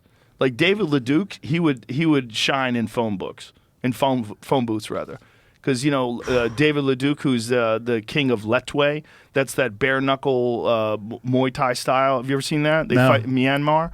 Yeah, David LeDuc is he's been on the podcast before. He's a fucking savage man. In his style of fighting, they incorporate headbutts. So he practices headbutts with the mitts. So he's like, his combinations involve headbutts. It's like crack, 1, 2, bam, headbutt, elbow, headbutt. Like he throws them in like technical combinations. So that would be good for him in there. The headbutts were a big part of Mark Coleman's early career too, because he would get guys on the ground and he would get into their guard and fucking headbutt him in the face and punch him in the face. This is David. Oh no. Oh yeah, he's a fucking animal. He's breaking coconuts with his head. All I can think of when I see that video Look at him. is I want to see him misjudge it and come in right under that and just hit the tree. Well, you probably break the tree too. God, dude's got a hard ass head. You know what's amazing is the evolution of fighting or fight training in the military. Because you came in '96, I'm sure it was some random system, and I don't want to name names. Yeah, I'm trying to think about how I could discuss this without ending up in a lawsuit against me. Let's just say it was wildly ineffective and pitched as the solution, you'll never believe this, to everything. What style was it? Was it like a Bullshitsu, I would say. yeah? Was it was trapping bad. hands and stuff? No. Like what was it? We've got to be very careful here. Let's just say, as the evolution of UFC, took more, substantial weight, People realized what was effective. Oh yes, Yeah. oh yes, and especially actually Tim Kennedy as well probably was very influential in the military, saying, hey, listen, the sort of mixed martial arts approach to our job in the military is absolutely applicable, even to prisoner handling. It actually and probably fighting on the save ground. lives. It would save lives because I've seen situations induced, and I think this happens sometimes with law enforcement as well, where you reach the limit of your tools. And you know as well as I do, it's, if you apply too much pressure in certain places, people are going to freak the fuck out.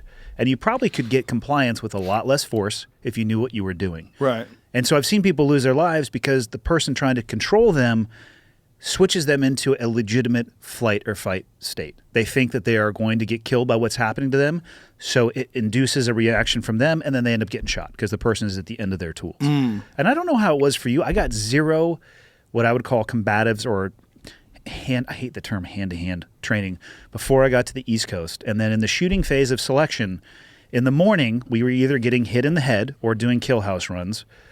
And then it would switch. So I'd either have a headache in the morning or I'd have a headache in the evening. And it was looking, and again, I have not been training long from a jiu-jitsu perspective, but looking back at it now and understanding more and seeing more, the only way that I can describe it is it was nonsense. But it was being taught at the highest level.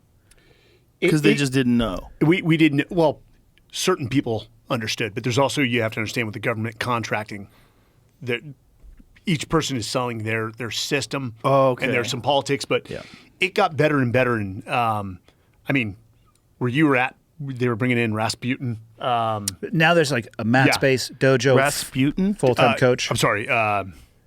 Where did the name Rasputin come I'm from? thinking the Big Russian dicks. guy. The Russian guy with the big dick. Dave Carilla, I believe it is. The Gorilla. Camarillo? Camarillo, thank you. Full-time coaches, dedicated mat area. So they okay. bring them in to train, Yeah. and my last troop chief was heavy combatives, but dude, I always got my ass beat when we were training. It's with probably one of the guys. biggest misconceptions. People are like, so can you kill somebody with your pinky? It's like, no, it's this one right here. No. But it's actually, I'm not left-handed, so it wouldn't even be that one. But it's like, no, we're not. In the 17 years, 1 month shy of 17 years that I was in, it was not an emphasis. And again, I wish it had been more of an emphasis because I feel I'm so late to the curve finding jiu-jitsu at 40. I'm like, I see these little kids. We were training today, and there was a black belt rolling with an actual child, and I'm sitting there like, how soon until that little kid can whip my ass? That son of a bitch. Well, how about the Ruotolo brothers? Oh, God. 19 years old. They're fucking everybody up. And for clarity, full jealousy on my part that these people found it at that age because I wish that I did, but it wasn't an emphasis. And people think, oh, you came from a special operations background, you must be deadly. I'm like, if you give me a gun, I can hold my own, but I don't want to get in a bar fight with anybody. And let's step back. Some people talk about knife fighting. Oh, God. There isn't a SEAL that I don't know that didn't cut themselves with a knife. Every knife I've ever In owned, some I've cut myself with. Very peculiar parts of the body as well. But there is, have you ever heard this story? So, the strength of the SEALs is we travel in packs. And when there's 20 of you in a bar, there's a pretty good... Overwhelming fire superiority. Yes, pretty good probability that you're going to win whatever fight. But that didn't happen in a little town called Slow, San Luis Obispo. Yeah. Where Chuck Liddell. Yeah. So we used to train in an area in mid-California, and that's where we would go to have fun on the weekend when we weren't training. And this the story goes, and Tim knew this because Tim was close, and a guy named Tyson Mendiaz here in Austin, which runs Archetype Boxing. But so 20 SEALs were in a bar, and they probably were talking a little bit of shit, and the people behind the bar were part of Chuck Liddell's, crew, made some phone calls, and some SEALs were laid out in the street, sort of catatonic, arms up, just knocked out. And so Not it good. got banned. SEALs were not allowed to go there during their time off, but it was an embarrassment. Was it though? It should have been a reality check. Like you No, wrote it that. is. You wrote It that was an check. embarrassment. Yeah. Somebody who knows what the fuck they're doing cashed it. Shut up.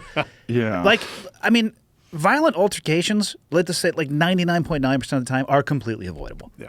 Yeah. Just shut your fucking mouth. But how often have you seen, and there's some dudes that come into teams that are all about MMA, and they make horrible SEALs. Really? Or when the rounds start flying, being able to step into a cage does not totally translate to one when you're getting shot at. And But we've I would seen also SEAL- say being a team guy doesn't correlate No. to being able to step into a cage either. There might No, be some yes. crossover, but they're very different things. that is a good point. Well, you have to treat each thing individually. Just because you're really good at this one thing doesn't mean you're going to excel at the other. You have to put the same amount of effort and focus into the other. There's no other way around it. They're different things. And then there was guys that were good at both. Yeah. That just had that mentality.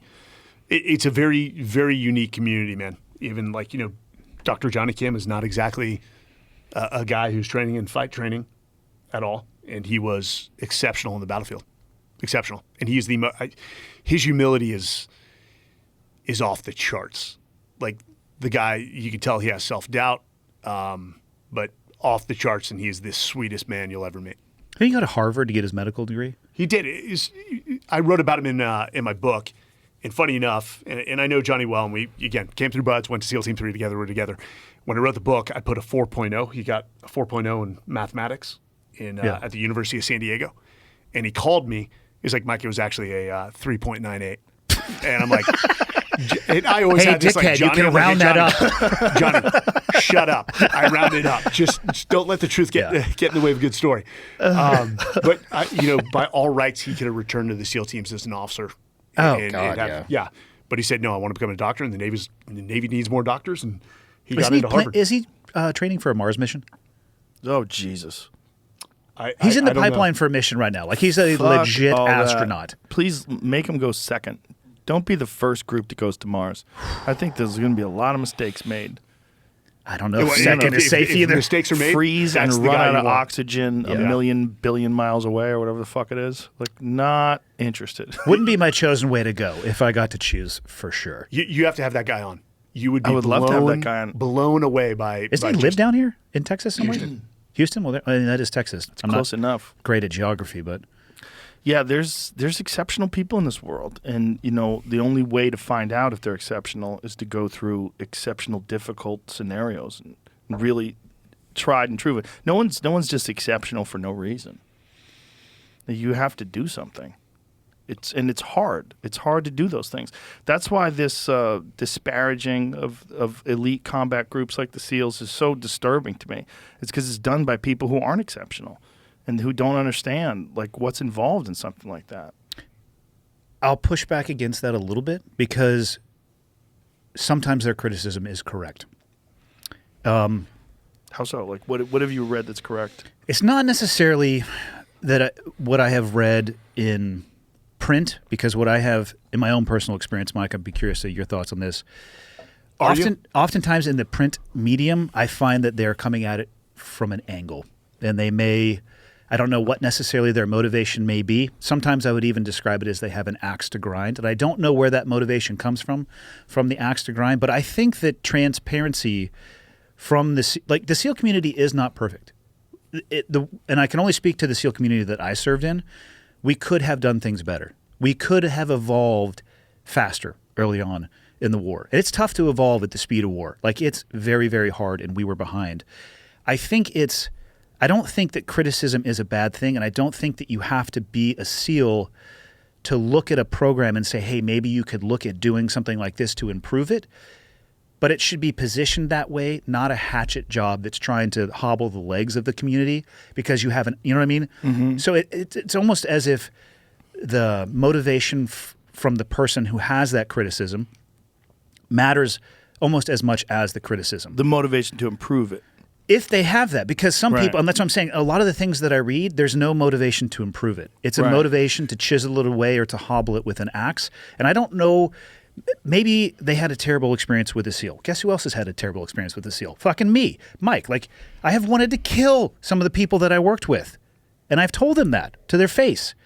And they also were some of the best friends that I've ever had in my life. It's not a perfect community. Is there any perfect community No. though, No. of human beings? No. But that seems to be what people forget. They're like, we will pick a social media post, and again, we already talked about, like, that video should have never existed in the first place. Like, do your job as an instructor. Don't film the fucking students for your personal highlight reel. But, you know, that training needs to exist, but somebody can weaponize that and then begin to try to, like, hobble the community as opposed to looking at it for why we do it, the reason behind it. It's some of the motivations and the axes to grind, they're very deep.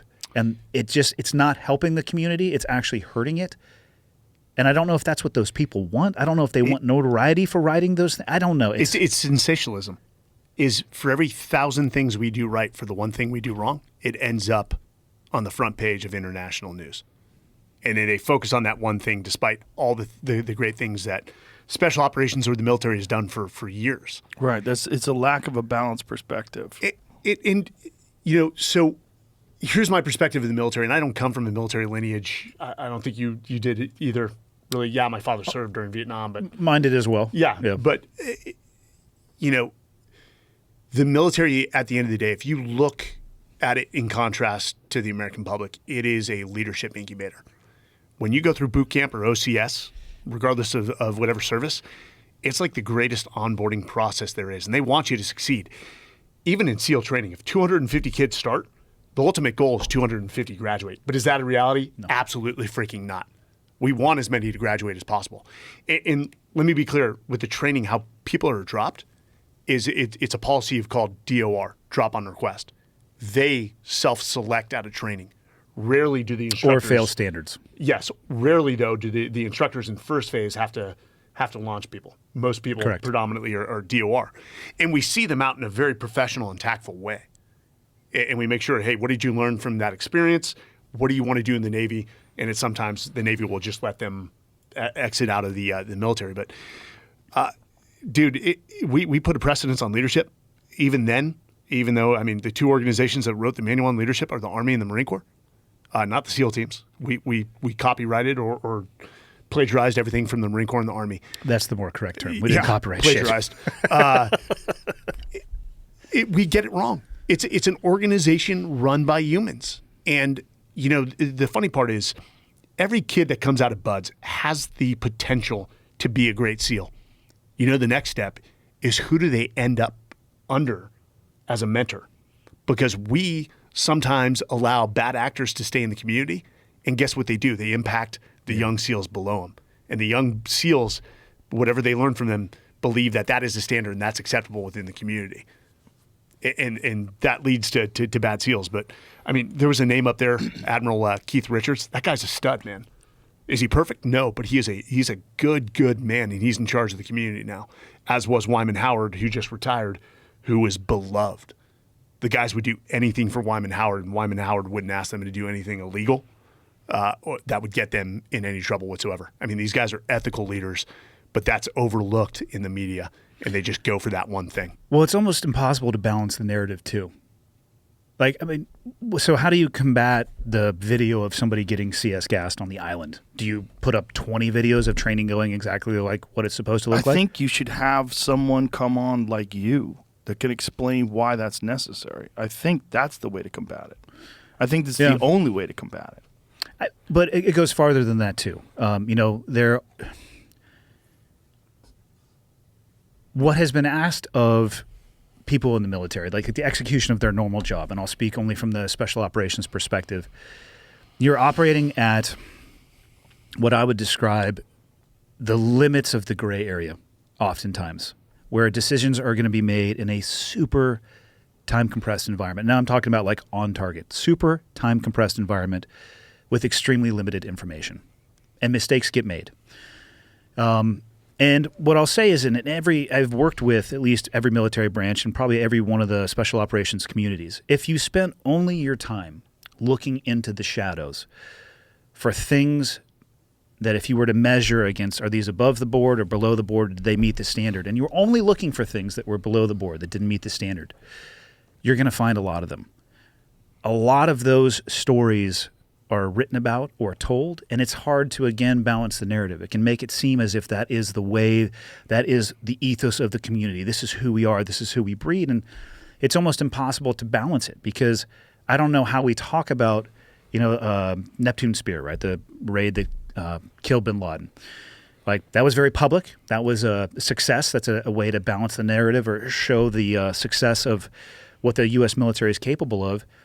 But how do you show that when you go on a deployment and you're banging out 90, 120 targets, doing everything that everybody would want? There's no way to, and you shouldn't talk about that. You know what I mean? It's like the negative aspect of it, which does exist. I'll be the first person to say that, not everything is perfect, but it's impossible to balance that with, hey, look at all these things where we did, because you don't want to share those things.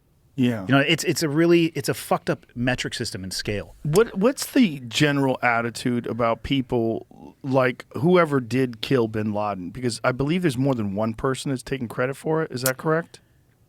Who? Mike? I'm proud of them all. I'm proud of them all. No challenge to that. I think the cat was out of the bag. And you could not put that back in. And how so? Because of the notoriety of the mission and who they took out. There was, Disney tried to trademark the name of that unit. I think the government stepped in and said, no, you're not doing that. Yes. I think I'm pretty accurate on that. Is that real? I think so. That's gross. So to your point, though, there are competing narratives as to what actually happened there. Yeah, I believe I've heard more than one narrative. But correct. When people discuss that operation publicly, when they give interviews, when they write books about it, what's the general attitude in the teams about that? Man, we were just out doing some training with people that were directly attached to that unit. And I'm not going to say that this is the opinion of everybody, but I have some very close friends that were there that night, and it's not positive. And that's the politest I can put it. Is it not positive because it has a detrimental effect on the team's ability to perform similar operations? Is it not positive because it goes against the ethic of what the teams are supposed to be about? Like what? It goes against the code. Both of those? Yes. And the question of legitimacy and truth. So I'm trying to think about Colonel David Hackworth was the most decorated soldier in the history of the Army. And he said you could have two people in a foxhole and they tell completely different stories of what happened. Right. And he said they're both true. I disagree with that. They both have their own experience, yes, but you don't get your own facts. So nor Andy nor I were there. And I was there in spirit. In spirit, yes. We will never know. And, that's a discussion for those guys to have. And I think the fame grabbed a hold of some of them. And again, I think the world of all the guys that were on that. I've seen this. You remember the Band of Brothers from HBO? Yeah. I guarantee after 10 or 20 years, like those guys started to drift apart, or so-and-so didn't like one another, and that stories sort of got embellished or sensationalized. And there was probably some animosity amongst those guys as years went on. Time does not make things better. And people, for whatever reason, some people warp what happened in their mind. It's contentious, to say the least, inside of the community. So guys who get out and write books, it used to be those guys were kind of ostracized. I think to a degree some of them still are, depending on the angle that you take. Jack Carr, good example, mutual friend. He is like a 98% nonfiction writer, 2% fiction, and it's beautiful because it falls into the fiction category, but it's so precise in so many ways, which is, I think, is what people like about the books. There's that sense of realism. It's like this gun, and to the point where I'll be like, hey, Jack, man, like, I like your books, but shut the fuck up about the serial number on the gun, all right? Like, Jesus Christ, just tell the story. I love that he does that. You love it I because love it. you didn't live in that world. Yeah. I'm bored out of my goddamn Right, mind. but for someone like me who Yeah. didn't live in that world, it's I get a better, more robust picture of what it's like. But to my knowledge, he hasn't gotten any negative pushback, nor do I think he should, because he's not trying to write the book of, hey, no shit, there I was. It's truth layered with fiction that tells a fucking fantastic story. Right. And again, opinions are going to vary depend on who you talk to when it comes to people who write books. Jocko is another example. It's, he is writing leadership books based on his experiences, not, hey, there I was, no shit, right. on target. I think where people who start flirting with some negative reactions are the ones who are like, it's all, hey, no shit, there I was. Surrounded by grenade pins. And then in their book, they start to have a very, what I will call, casual relationship with the truth. That has an impact for them in the community. Here's my observation. A lot of those guys didn't serve 20-year careers in the community. Well, neither did I, Mike. Well, you did. Yeah, I know you got medically discharged. But I'm saying a lot of the guys that write those books, there I was, and I single-handedly won the war, usually served 2 to 3 combat deployments, maybe 4. And Jocko and Leif did a good job with extreme ownership. They were trying to do something. They were trying to do a knowledge transfer of what they learned that worked well leading organizations. And it was the same with my book. I hate the fact that it's so cliche I wrote a book, but actually the book I wrote was more about the Army Special Forces community and the process they had created. But when somebody writes a self-grandizing book about how great they were, that's where it goes wrong. And I've got a second book coming out January 10th, The Everyday Warrior, and it's a self-help book, but it's not about me, nor was the first book. To say guys can't write books that will benefit other people, like Dave Goggins wrote a book, whether you love or hate Dave Goggins, the community is conflicted there too. That guy has impacted a lot of lives. So good on him. Yeah, millions. Good on him. Millions. I think ultimately, like, hey, people ask people ask me, dude, you must have loved all the SEALs you served with. I'm like, absolutely not. Did I love them? It's so true. Did I love them? I loved every single one, whether I liked them or not. And regardless of whether we liked each other, and there's guys that didn't like me, on Monday, we came together.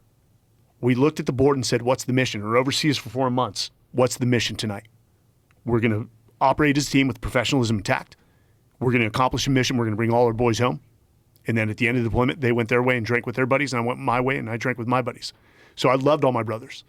And again, this is another thing that people in the private sector get wrong. I usually, when I talk to companies, they ask, how did you lead? I led through love, man. I led through love. I loved, and it took me a while to recognize this, and I went through some rough time here in Austin. Freshly divorced, just left the SEAL teams, and it got dark. And I was doing a lot of reflection.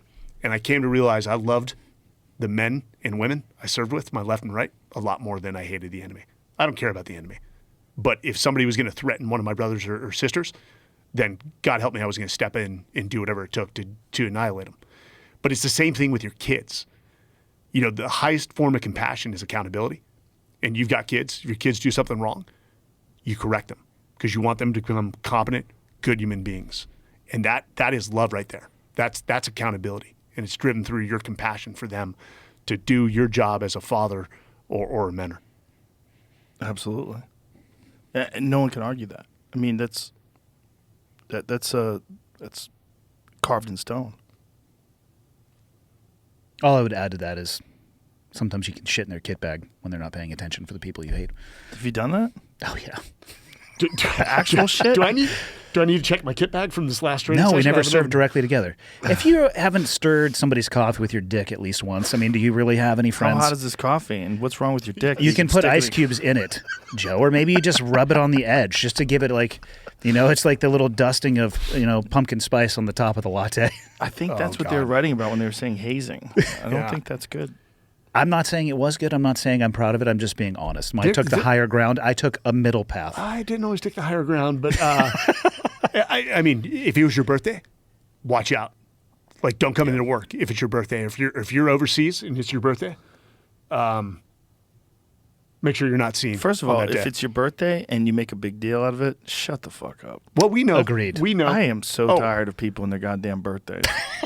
You had one birthday. Nobody you were born advertises. on a day, Yeah. and that's it. If you're like, it's my fucking, you didn't even call me on my birthday. Nobody advertises their birthday. Maybe some idiots do. Correct. But everyone knows, like, it's a common knowledge. Don't advertise your birthday, but everyone knows because we have everyone's records. Oh boy. So That's true. yeah. And calendar alerts. These Fields of Honor shirts, you guys. Folds. Folds of Honor. Excuse me. Yep. What is this? What's going on with that? How did this start? Actually, how did you and I end up getting connected? I think I randomly got a call from him, which is my favorite kind of call. Hey, man, do you want to do something? And I'm like, yes, count me in, without him even finishing talking. I 'cause had a knew whole it was gonna sales be pitch. I had a 20-minute Yeah. PowerPoint presentation. And He's like, I just got back from skydiving into Everest. Do you want? I'm like, yes, I'm 100% coming on the next one. which was awesome, which was Yeah. epic. You skydived into Everest? Yeah, you should tell that first because it ties into what we're trying to do. So, I had to take a break. I retired in 2018, and my hip was bad. And so I got a hip resurfacing, which is basically like a hip replacement for young people. And dude, I was just going through depression sitting on the couch because that is a lot worse, the recovery, than a traditional hip replacement. And a buddy of mine, Fred Williams, who runs Complete Parachute Solutions, they basically train a good portion of our special operations in how to parachute, and he's a former SEAL himself. They equip them as well. Equipped them as well. Was going to Everest, and I'm like, hey man, I need to get on this for my spirit and my emotional well-being. And he's like, okay, this is the cost. And I suck at fundraising, and went and found some sponsors that didn't cover the whole thing, so I had to come out of pocket. But 9 months to the day that I had that replacement, we were jumping into some of the highest drop zones in the world. So we're in a group of probably 20 people in the world that have jumped into drop zones that high. And it was spiritual, to say the least. That terrain makes you feel so small. Have you been to Nepal? No. You've got to go. Just even if you hike the trail, it makes you feel so small in a good way. It's almost like a wake-up call. Like, I need to do more as a human being. And so I had created sort of this proof of concept called Legacy Expeditions, because I believe, our fallen, who I will speak volumes about. And in fact, I got a book for you that's coming out in November about Michael Mansour, who was a SEAL who was awarded posthumously the Medal of Honor for jumping on a grenade and saving 2 SEALs. I was the SEAL to his right, 3 feet to his right. Is that their legacies die the second we stop telling their stories. And additionally, I also raised it was $200,000 for the kids of Extortion 17. Extortion 17 was the largest loss of life, single incident loss of life in Afghanistan. 31 Americans were killed. Most of them were SEALs, and they were our former teammates. Yeah. And so I think something like 25 kids were left without their fathers. And so even though their families get a $400,000 check, I think that's after or before taxes, that money doesn't last long. Carrie Mills is a good example. She lost Matt Mills, who was freaking awesome. How does stop for a second? Yeah. Why do they have to pay taxes on that? I don't think they do. Am I I wrong? believe the death benefit is tax-free. And if it's not, whoever wrote that, fuck you. Fuck you. Every penny of that needs to be taxed. I don't think it's taxed. I agree. I could be wrong. Yeah. There is a lump sum benefit upon the death of an active duty service member. I think the number can vary depending on what insurance you choose when you first join. So that's like the Navy Mutual Aid Association. If Yeah. if you had been paying for that, yes, that's a separate death benefit, but that's you elect to pay for that over the time. I could be wrong, but it's like retirement. Why is your retirement for military taxed? Right.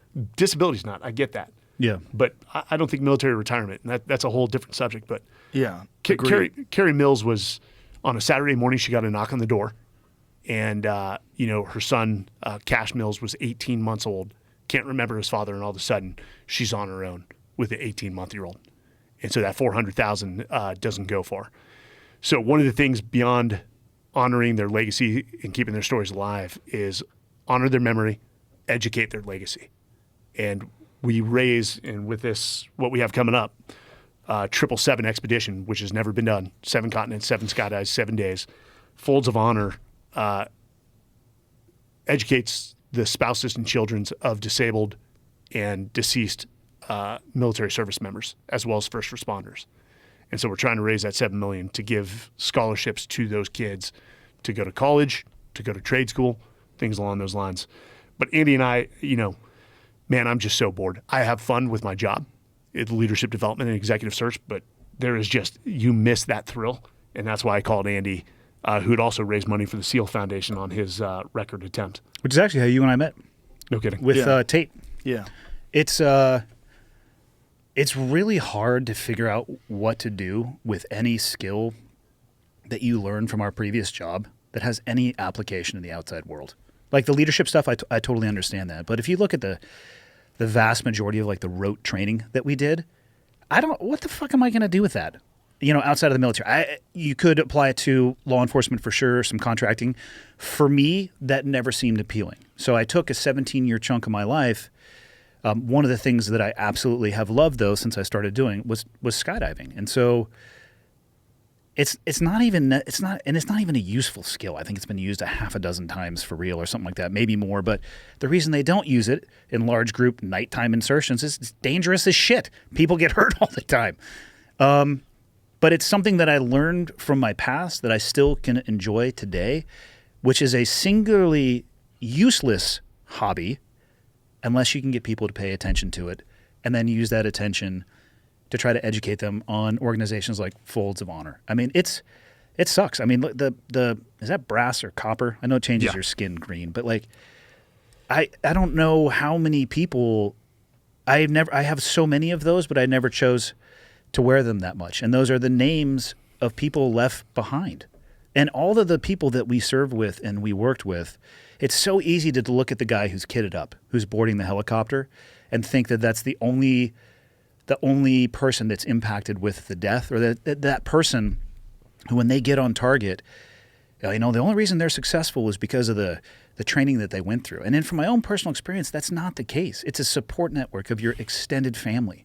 It's a support network if you're married, your significant other, who are playing pickup basketball when you are on the other side of the earth in limited communication, doing shit that's really dangerous. And then if you don't come back, at least from what I've seen, the military does a good job for a short period of time, but the military's job is to be forward thinking, not looking in the rearview mirror. So eventually the wheel continues to move on. And I can't think of a better way to A, honor the people that we served with, but B, continue to pass their legacy along by elevating what their kids are capable of doing through education. So that's, when he explained that to me, basically what he said was, hey, do you want to go do this jump? And then he told me all this other stuff later. I was in on the jump, but conceptually, it's a good tie for me, and I would say probably for you and everybody else that's involved. It dips a toe back into our old world. Like, we're planning. It's going to be logistically very challenging. It's going to suck. I mean, we're going to fly economy, try to get all over the world in 7 days with the skydive in between, going through customs and all this stuff, sleeping in hotels. But that's kind of the shit that we used to do. I really enjoyed the hardship of the job.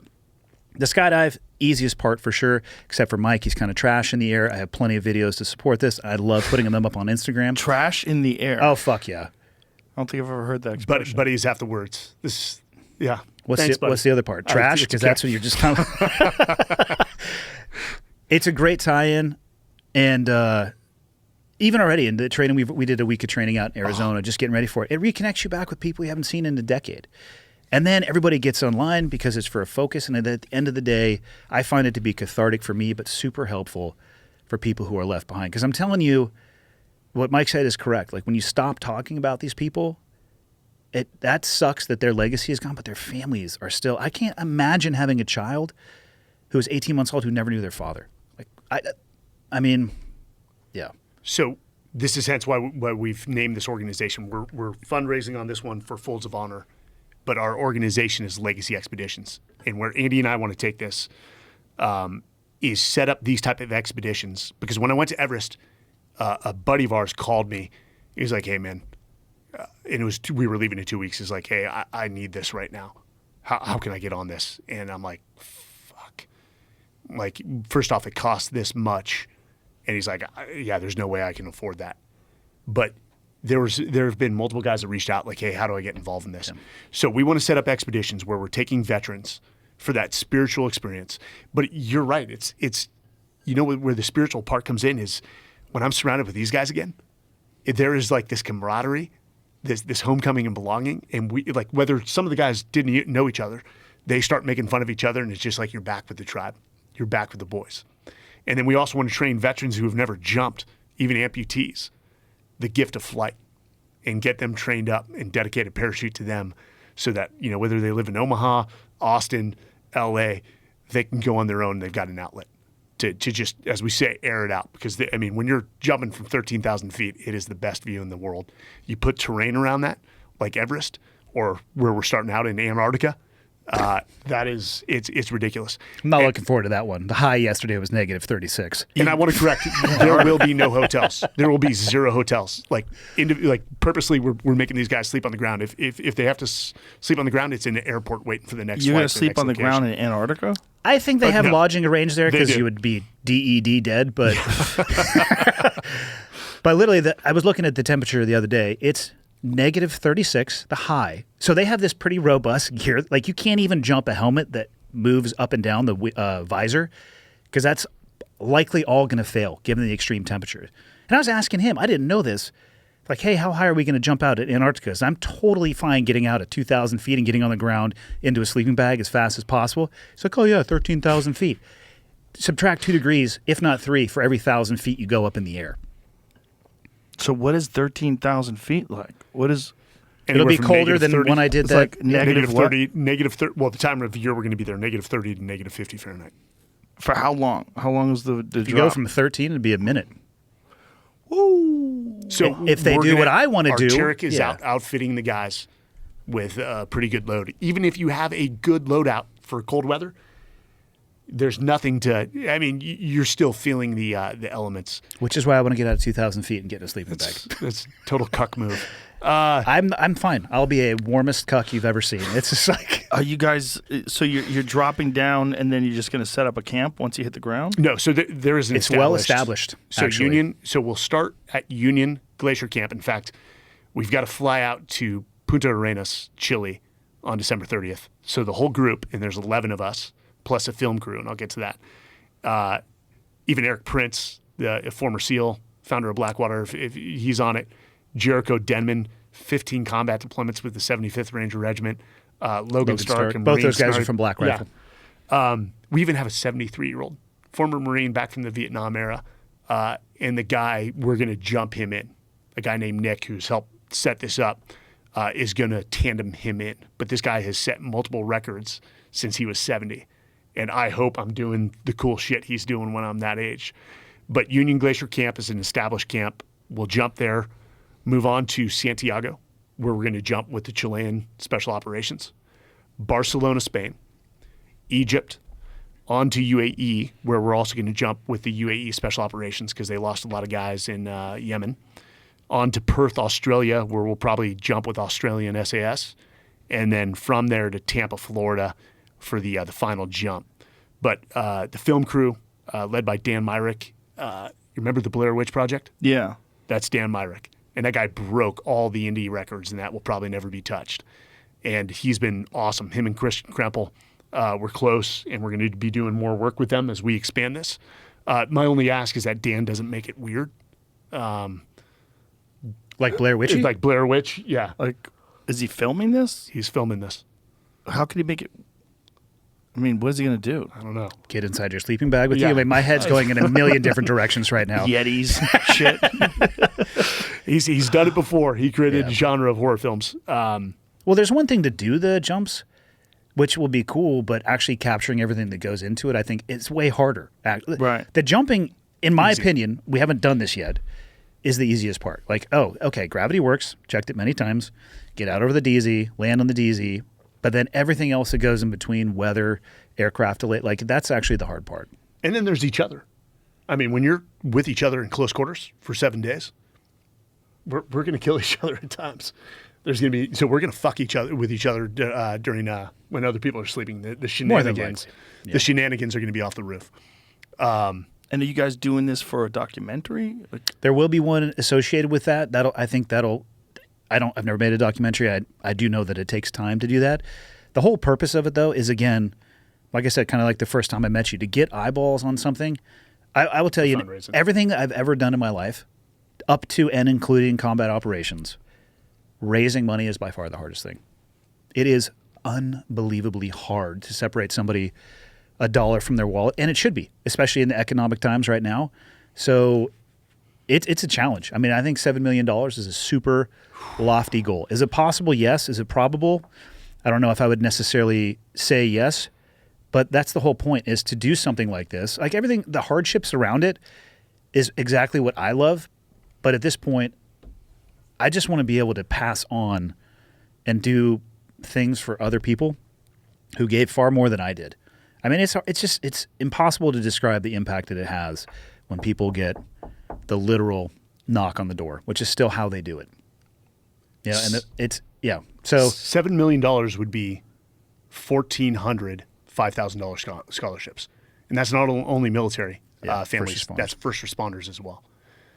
And I mean, Andy has raised money for special operations organizations. I have. Dude, the one thing we can do when we come back, and there is, people talk about PTSD, and that is a real thing. And some people deal with combat differently. For some people, one combat deployment fills their cup. For other people, I mean, we've got buddy. I had one buddy with 22 combat deployments. It's like the guy had no life outside of his adult life. And there's a whole conversation around that. And I ask a lot of guys that I have served with whether or not they should limit combat exposure to people. The service member would always push up against it. Yeah. But if you look at the actual long-term health of the individual and what does the rest of their life actually look like after that, I think it's worthy of at least a conversation. But there is an element of survivor's guilt when you come home, and the boys you were with didn't. And I think that sits with us, and that will always sit with us, to your comment about that fingerprint on your soul. Yeah. But $7 million is a lot of money, and we're offering one tandem seat to somebody who will pay $1 million, and we've had some interest there, and that alone will fund like 200 scholarships. So, And if somebody wants to donate to this, is there a website they can go to? there is. So it is 777, the word triple, the number 7.givesmart.com, or text 777 to SMART, the word SMART. And the donation link will pop up. But yeah. Yep. I'm the one that looks really good in free fall. So you see those people who are actually oriented correctly up top, Joe? That's how you know it's not actually Mike. I'll show you some videos that I have on my phone after. What is the difference between someone who's good at it and bad at it? These videos will clearly display this. And I put them on Instagram, and I tag him in it, too. It's fantastic. First off, I'm inverted. I'm inverted. Not by choice. And that's the thing, too, is I can fall safely.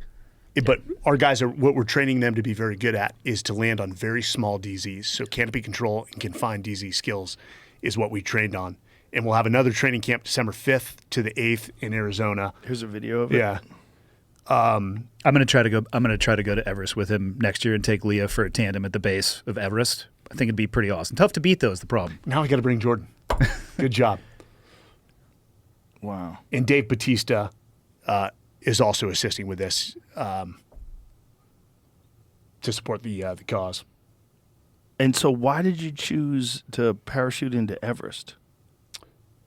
It seemed like the biggest challenge.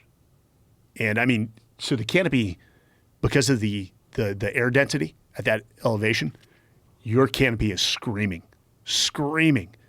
And so we went through training for a week in Leadville, Colorado, which is the highest When you elevation. say screaming, what do you mean? Just the speed.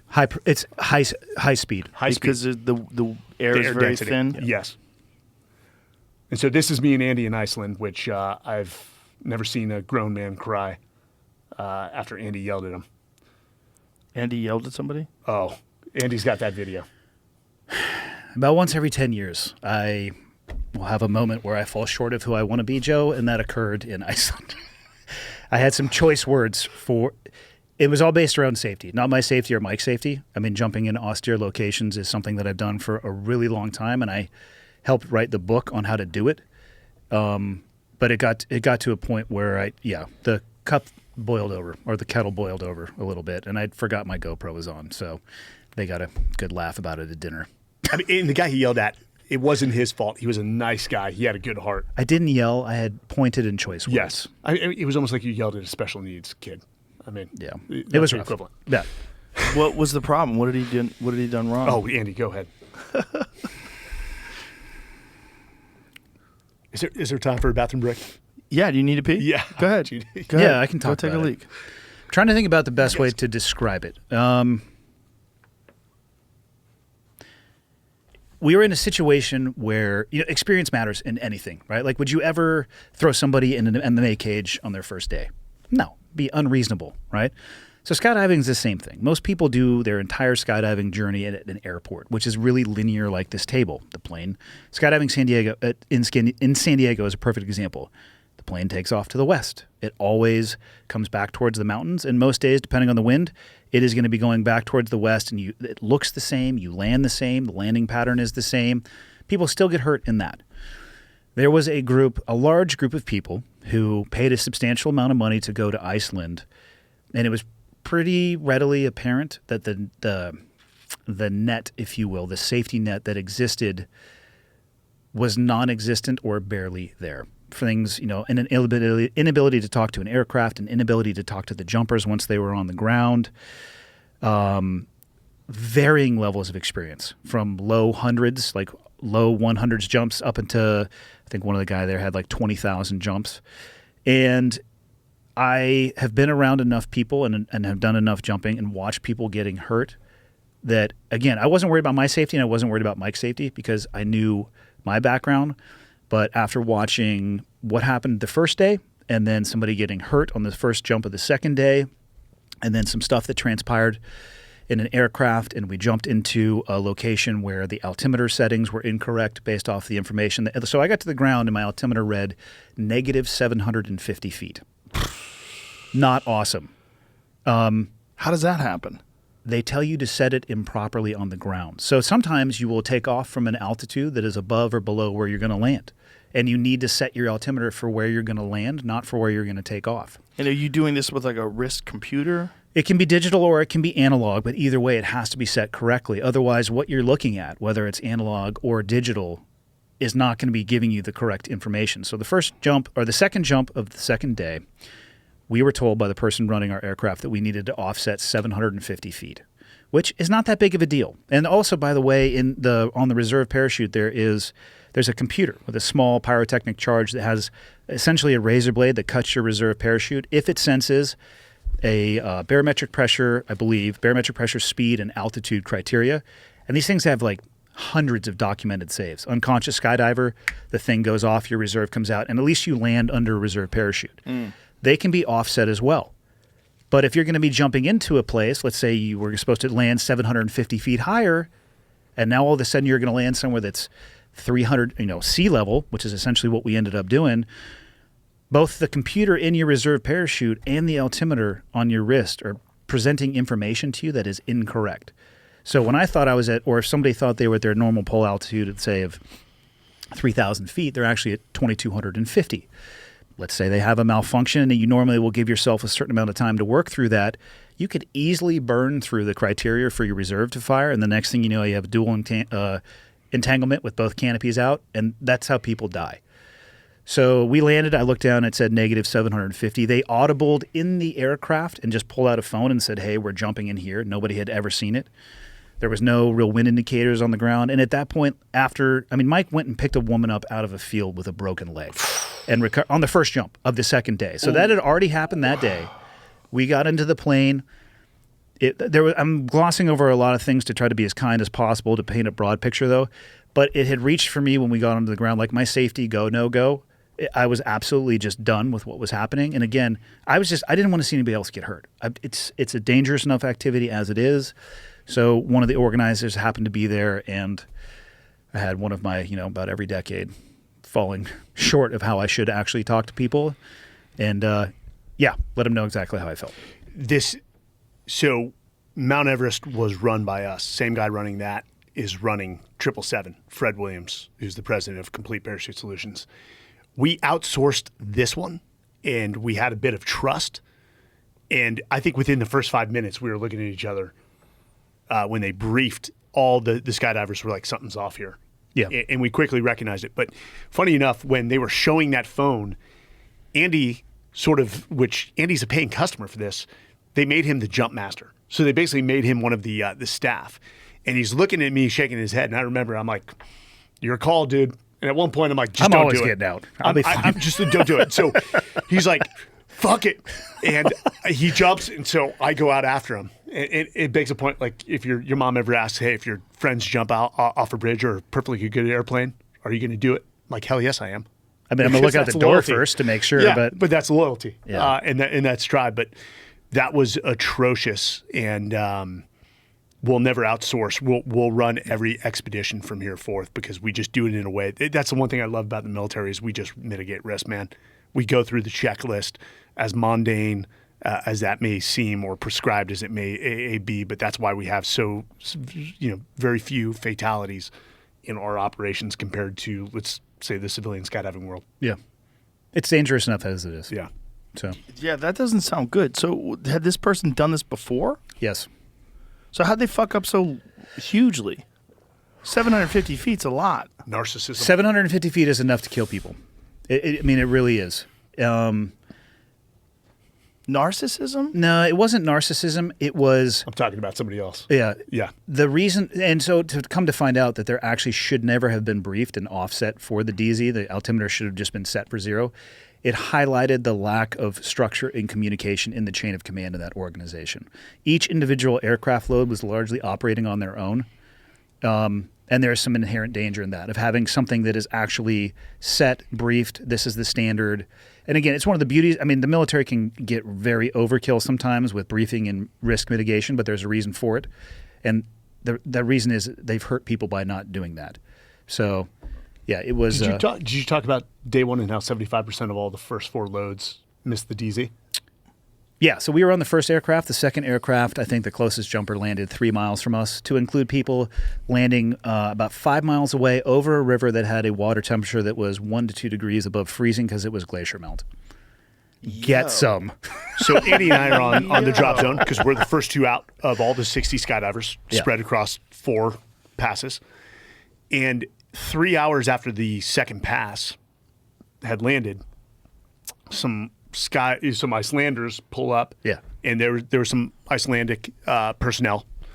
And they came up and they're like, "Hey, we think you have 3 skydivers on the other side of the river." And it's been 3 hours. So the way we run it is there's a manifest. As people land, we mark off to make sure that we have a head count, that we're controlling all our personnel. And no other jumping occurs until you have a Yes. full head count. And somebody could have landed on Yeah. they could have had a compound fracture bleeding out for 3 hours.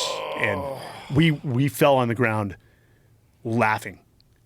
I know I did. We were laughing, and it wasn't because it's funny. We cared about those 3 people, but it was almost comedic how bad this thing was Yeah. run. Oh, boy. We'll go back to Iceland. We'll go to Norway as well. We'll set up those trips, and we'll do it our way. Yeah. Well, now you know.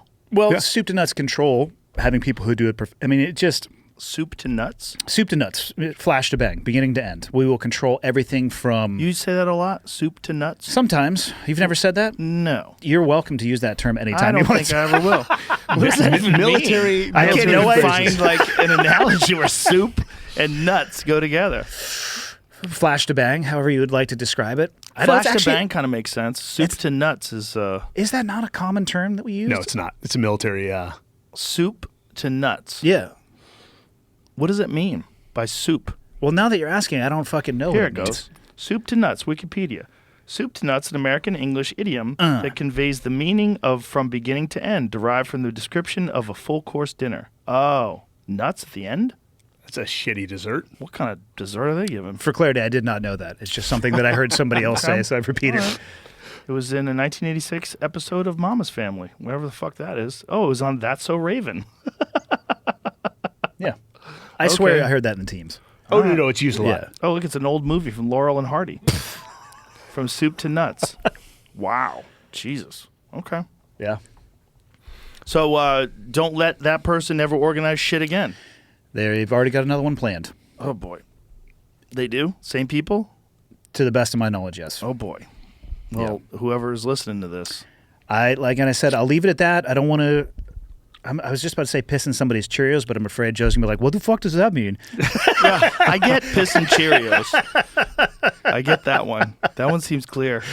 Yeah. Stir coffee with your dick. I get it. Half the shit that comes out of my mouth, my wife's like, what the fuck does that mean? Yeah, for sure. My kids say the same thing to me, too. Yeah. No, it'll be wild. But again, at the end of the day, Joe, I love it because it ties me back into that world. And, like, I know too many people and have seen the detritus that's left behind when shit goes south. And, I'd rather make an impact in their life. I consider what I personally did overseas to be utterly and meaningfully useless in the grand scheme of things. But I think helping those people out has a greater value than I can describe.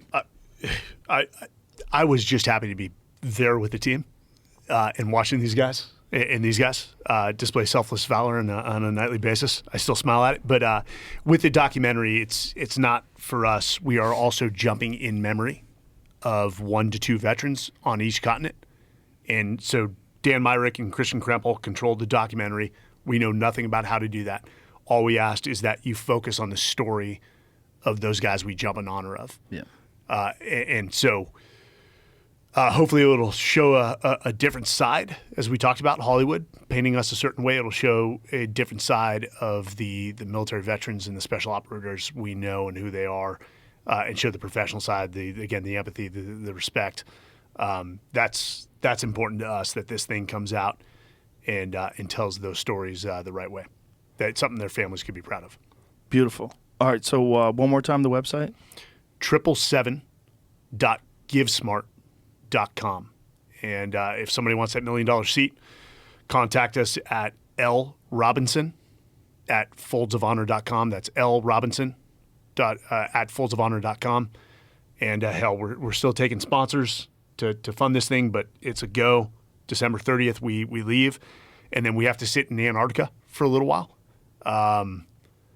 before we can get the jump in. And we're still trying to contact American Airlines to get assistance, or get FedEx to fly in a plane and pick us up in FedEx in Antarctica. I think I'm having dinner with the CEO on Friday. Or If we Thursday. get that tandem slot, do I have to do the tandem? Yes, you do. Yeah. So We're doing it Euro, which means facing. It's non-traditional. Most of the time you go back to, or belly to back. Why would you go face to face? You Is It's a once-in-a-lifetime experience, Joe. want to look at the person? I mean, I don't even know if it's legal to do it, but I'm gonna offer it. Clothing optional in the more tropical occasions. we've got some good shit. So have you ever seen the space diving? Alex Baumgartner? No. Felix Baumgartner. Felix, sorry. It was a Red Bull study. He jumped. Oh, I did see that. Yeah. Yeah. And then a guy named, I think it's Alan Eustace, came behind him, who's a Google exec. Correct. He beat Felix's him. record. Yep. So, I want to kick Andy out at above 40,000 feet to reclaim that record. The wingsuit one. The original wingsuit one. Maybe even higher. And then I want to strap Andy to me and break Alan Eustace's record. Yeah. This is the first I've heard of this. Oh, no. That's I a hard told pass. you. I'm working it, contacting SpaceX and Jesus. and Blue Horizon or whatever it is. So after your hip resurfacing, there's no issues like landing?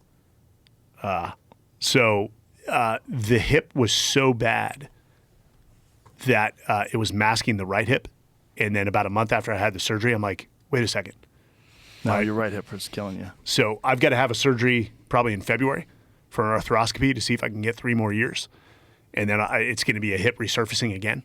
And then I'll just do the backside of Legacy Expeditions and let these guys do all the crazy stuff. Is the resurfacing where they drill the hole and they put the post in and put a new cap on the top of it? Yeah. So they take half the femur head instead of down at the femur, so they retain as much bone as possible. Is that better?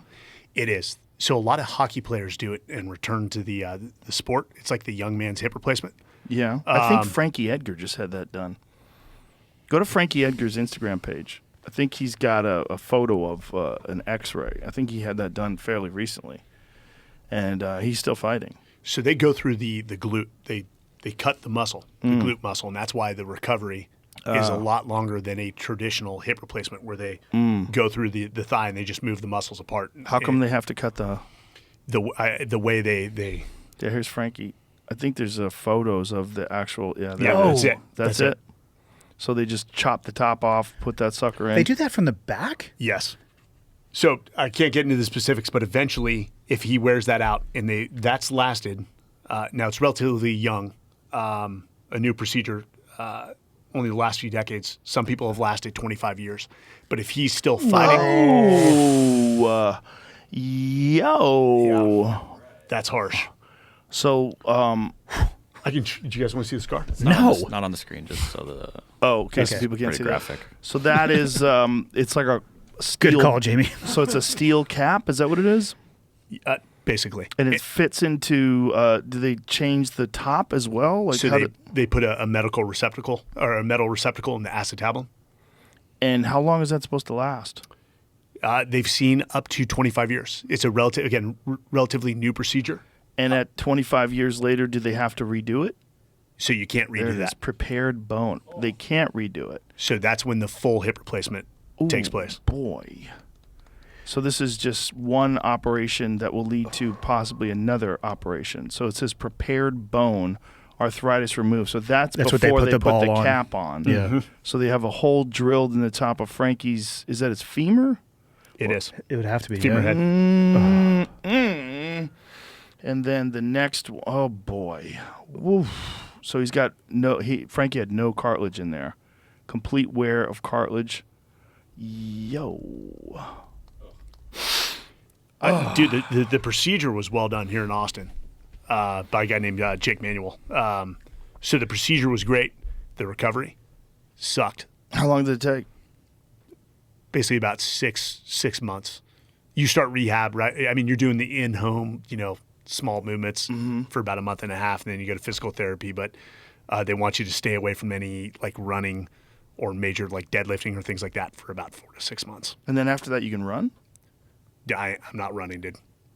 So I want to. But you are landing from the sky. And so I'll If you take do it the- right, it's like stepping off Yeah. like a 3-inch step. But I don't do it right. That's the problem. It's not good. I have videos. And is it supposed to be as tough as a regular hip once Yes. it's finished and done? So you could do everything. You can kick the bag. You can do jiu-jitsu. You can do all that stuff. Mike doesn't do jujitsu. So guys have returned to MMA. Guys have returned to skydiving. A lot of cyclists have done. Hockey players. So it can take some punishment, and that's why I just I sort of keep it for skydiving, and I'm not going to run. Running is. I remember trainers at some point later in our SEAL careers are like, "Hey guys, get your 5-mile run in, and then like that's good for the week. Like focus on higher interval training and save your joints." And Tell that to Cameron Haynes. yeah, seriously. You can tell it to Cameron Haynes. He'll just be like, yeah, cool He's a story. freak. Have you Yeah. seen a lot of joint injuries in jiu-jitsu? Oh yeah, Like that would require something like that? yeah, yeah. Because guys are taking it too far, or just Well, in the they just natural. train injured. That's the big one. Yeah. Is that guys train injured and they keep re-injuring things. I feel like I've actually been very lucky so far. Talking with Tim this morning, he's like, "Oh, I'm on my 5th knee surgery," and that would turn a lot of people away. Like, no, okay, that's great. Yeah. I don't want to do that. Tim's got another knee surgery that he just went through. I don't think recently. It was a few Well, months he had ago. an ACL done Yeah. just Yeah. about less than a year ago. I want to say. Dr. Kirk Parsley, Yep. who was a SEAL that became a doctor, and he was the doctor to the West Coast. So the Navy's made him a doctor similar to Johnny Kim. He said the average SEAL, and this sounds extremely high to me, throughout a 20-year career goes through 11 surgeries. How many did you have? Well, when I got blown up, I had the shrapnel removal, and that was like 2 or 3 surgeries. And then I had this hip operated on. They released me from training, and I had an arthroscopy to see if they could heal it. And then it was supposed to be a 6-month recovery. I ended up in Afghanistan, and a troop commander got hurt. And so I slid right into his position prematurely and probably just reverse whatever they Yeah. had fixed. But it was worth it. It was a great deployment. 0 for me. 0. Never had a surgery still. Original Really? combat chassis. Yeah. That's Never- incredible. That's what I'm saying. I feel like I've actually been very lucky. That's very lucky. Well, A lot of except- jiu-jitsu guys, it's neck and back as Yeah. well. I know so many guys with like artificial discs. Is that from getting stacked? Yeah. So my Stacked. theory on that is if you start stacking me, I'm going to let you right the fuck past. Yeah, Because I smart. care more about my neck. And honestly, who gives a shit about what happens on the mat? It's one of the, Yeah. I like it. Like I realize that I'm never going to master it. I enjoy the training. It's physically healthy for me. It mentally helps me. I can tell that there's no end to the journey. Nothing that actually happens on the mat matters unless you choose to like make it matter and derive your self-worth from that, which I think would probably lead to having pictures like that out there because you're going to take stuff too far. Well, it's a lot of young men. You know, the thing is, you getting into it when you're in your 40s is better because you have a better understanding of your vulnerability and also your ego, and this doesn't matter, and that, you know, you're really just about training is about getting better. It's not about winning each and every interaction. And in fact, if you try to win each and every interaction, you probably won't get better because you'll be so defensive and you'll be so focused on trying to like protect yourself and win that you'll never learn new skills because you won't open up enough. And I want to do it when I'm 60. It's Yeah. well, pros and cons to picking it up in my 40s. Origin Camp, I think we talked about this last time. So they're opening that camp up to 500 people this year. It was 350 last year, and it's the coolest thing ever because you get to see people in their 20s who have been doing jiu-jitsu since they were 4, and they laugh at you, and you're just like, motherfucker. And then you see dudes who are late. So you have an example of both of those things. But I think for me, the safest bet to continue forward, and I try to take this approach even when there, because you want to talk about unknown looks. There's no way you could, well, I guess you could probably roll with everybody who's there, but you would be really, really exhausted. Yeah. You get to see all of those looks, but at the end of the day, none of it actually matters if you're just there to learn. And that's the approach that I take to it. Like, I'm not, spoiler, I just turned 45 last week. World champion is not going to ever be on my, you know what I mean? Like, it doesn't matter to me. But I really like to have like 60-year-old still on the mat and can still be competitive to whatever degree would be expected at a 60-year-old. So it's the love of the sport, love of the knowledge, getting better. That to me all trumps whether or not you win or lose. Because I think the number one way to lose would be sitting in an operating table like that, 100%. having that ball and socket joint. You're not doing it to compete. I have competed. One of my coaches said, you know, when you get a new belt, one of the best things that you can do, because I can tell you this from personal experience, that imposter syndrome is super real. So if you get a belt, go and enter a competition because you're going to have somebody likely at your age, at your weight, at your belt, and you can feel it out with somebody who is not in your gym because you know the game for most people in your gym. Imposter syndrome, pretty much my entire Same here. SEAL career. Yep. Same here. You said you're everybody doing and STEM everything. locally. I just did CPI with Ed Clay and Scott Nelson in the August. Tijuana. Yeah. It's funny, all the jiu-jitsu guys were neck or spine. Oh, yeah. Yeah. Yeah, they're doing a lot of great stuff, though, with neck and spine now. They can go into the actual disc itself and inject stem cells, and they're having a fantastic response from that. People actually regenerate disc tissue, which is really amazing. So that it alleviates a lot of impingements and a lot of pinched nerves and a lot of like bulging discs and shit like that. Yeah, it's a great time now for biologics, for the intervention of stem cells, mesenchymal stem cells, injecting them into areas and getting some pretty fantastic healing that just wasn't available in the past. You think they'll ever let the stuff that happens down in Chipsa happen in the U.S.? I fucking hope so. They should. How ludicrous is it? It's like, we can't do it here. Let's get a flight to San Diego, and we'll drive across the border. Yeah, it's fucking nuts. Is that a religious? I don't think so. No, I think it's an FDA issue. I think it's probably there's probably pressure from pharmaceutical drug companies that would lose money if people developed methods to treat people where they didn't need painkillers and didn't need anti-inflammatories and it would affect the bottom line. I think there's a legit. I mean, that sounds gross and evil, but I think there's a legitimate concern. Sounds true also. Yeah, also true. The idea that they're doing it to protect people is nonsense because you don't have a lot of people that are doing this overseas and doing it in Colombia and where have you and getting fucked up from it. That's not the case. It's not dangerous. In fact, it's extremely beneficial. I know a lot of people that have gone to Panama, to Neil Reardon's place, and they've gone to Colombia, the biotech place, bioaccelerator place, rather. And then in Austin, there's ways to well. They do it here. It's just the things that they can do in other countries is more extreme. And it should be available here. It really should. And it's kind of fucked up that it's not. You actually was encouraging as Ed had his parents going through it the same week we were going through it. And then Rafael Lovato was also there prepping for his upcoming competition.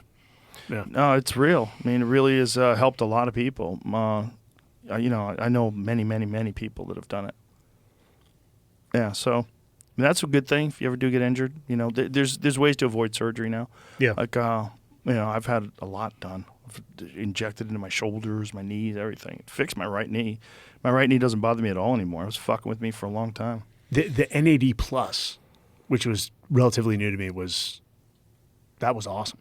Yeah, that's controversial, that stuff.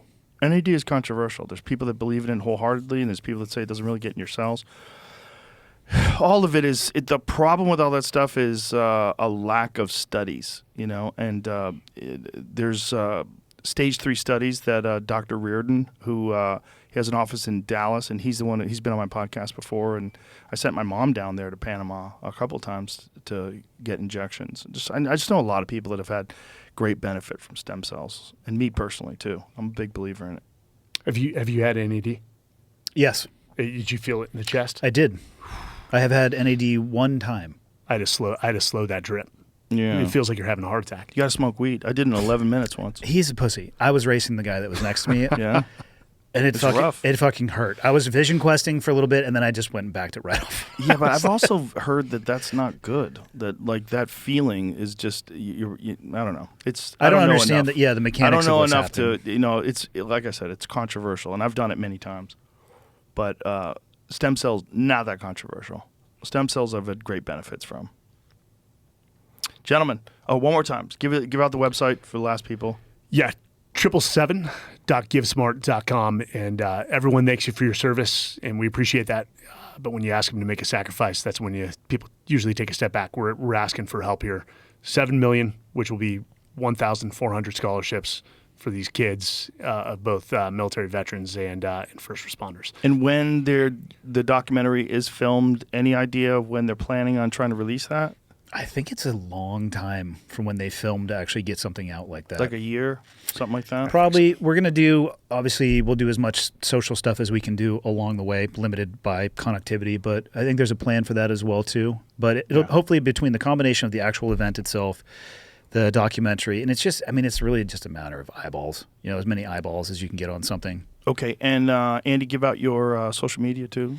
It's just my name, Andy Stumpf, the number 212, because some asshole has Andy Stumpf. Spell your name, because it's It's totally normal. STUMPF, as in Frank. I would have never guessed. And Mike? It's at Mr. Sarraille, Sarraille. All right. Thank you, gentlemen. Thanks Thank for you. being here. Yeah, Appreciate it. thanks. Thank you. All right. Bye, everybody.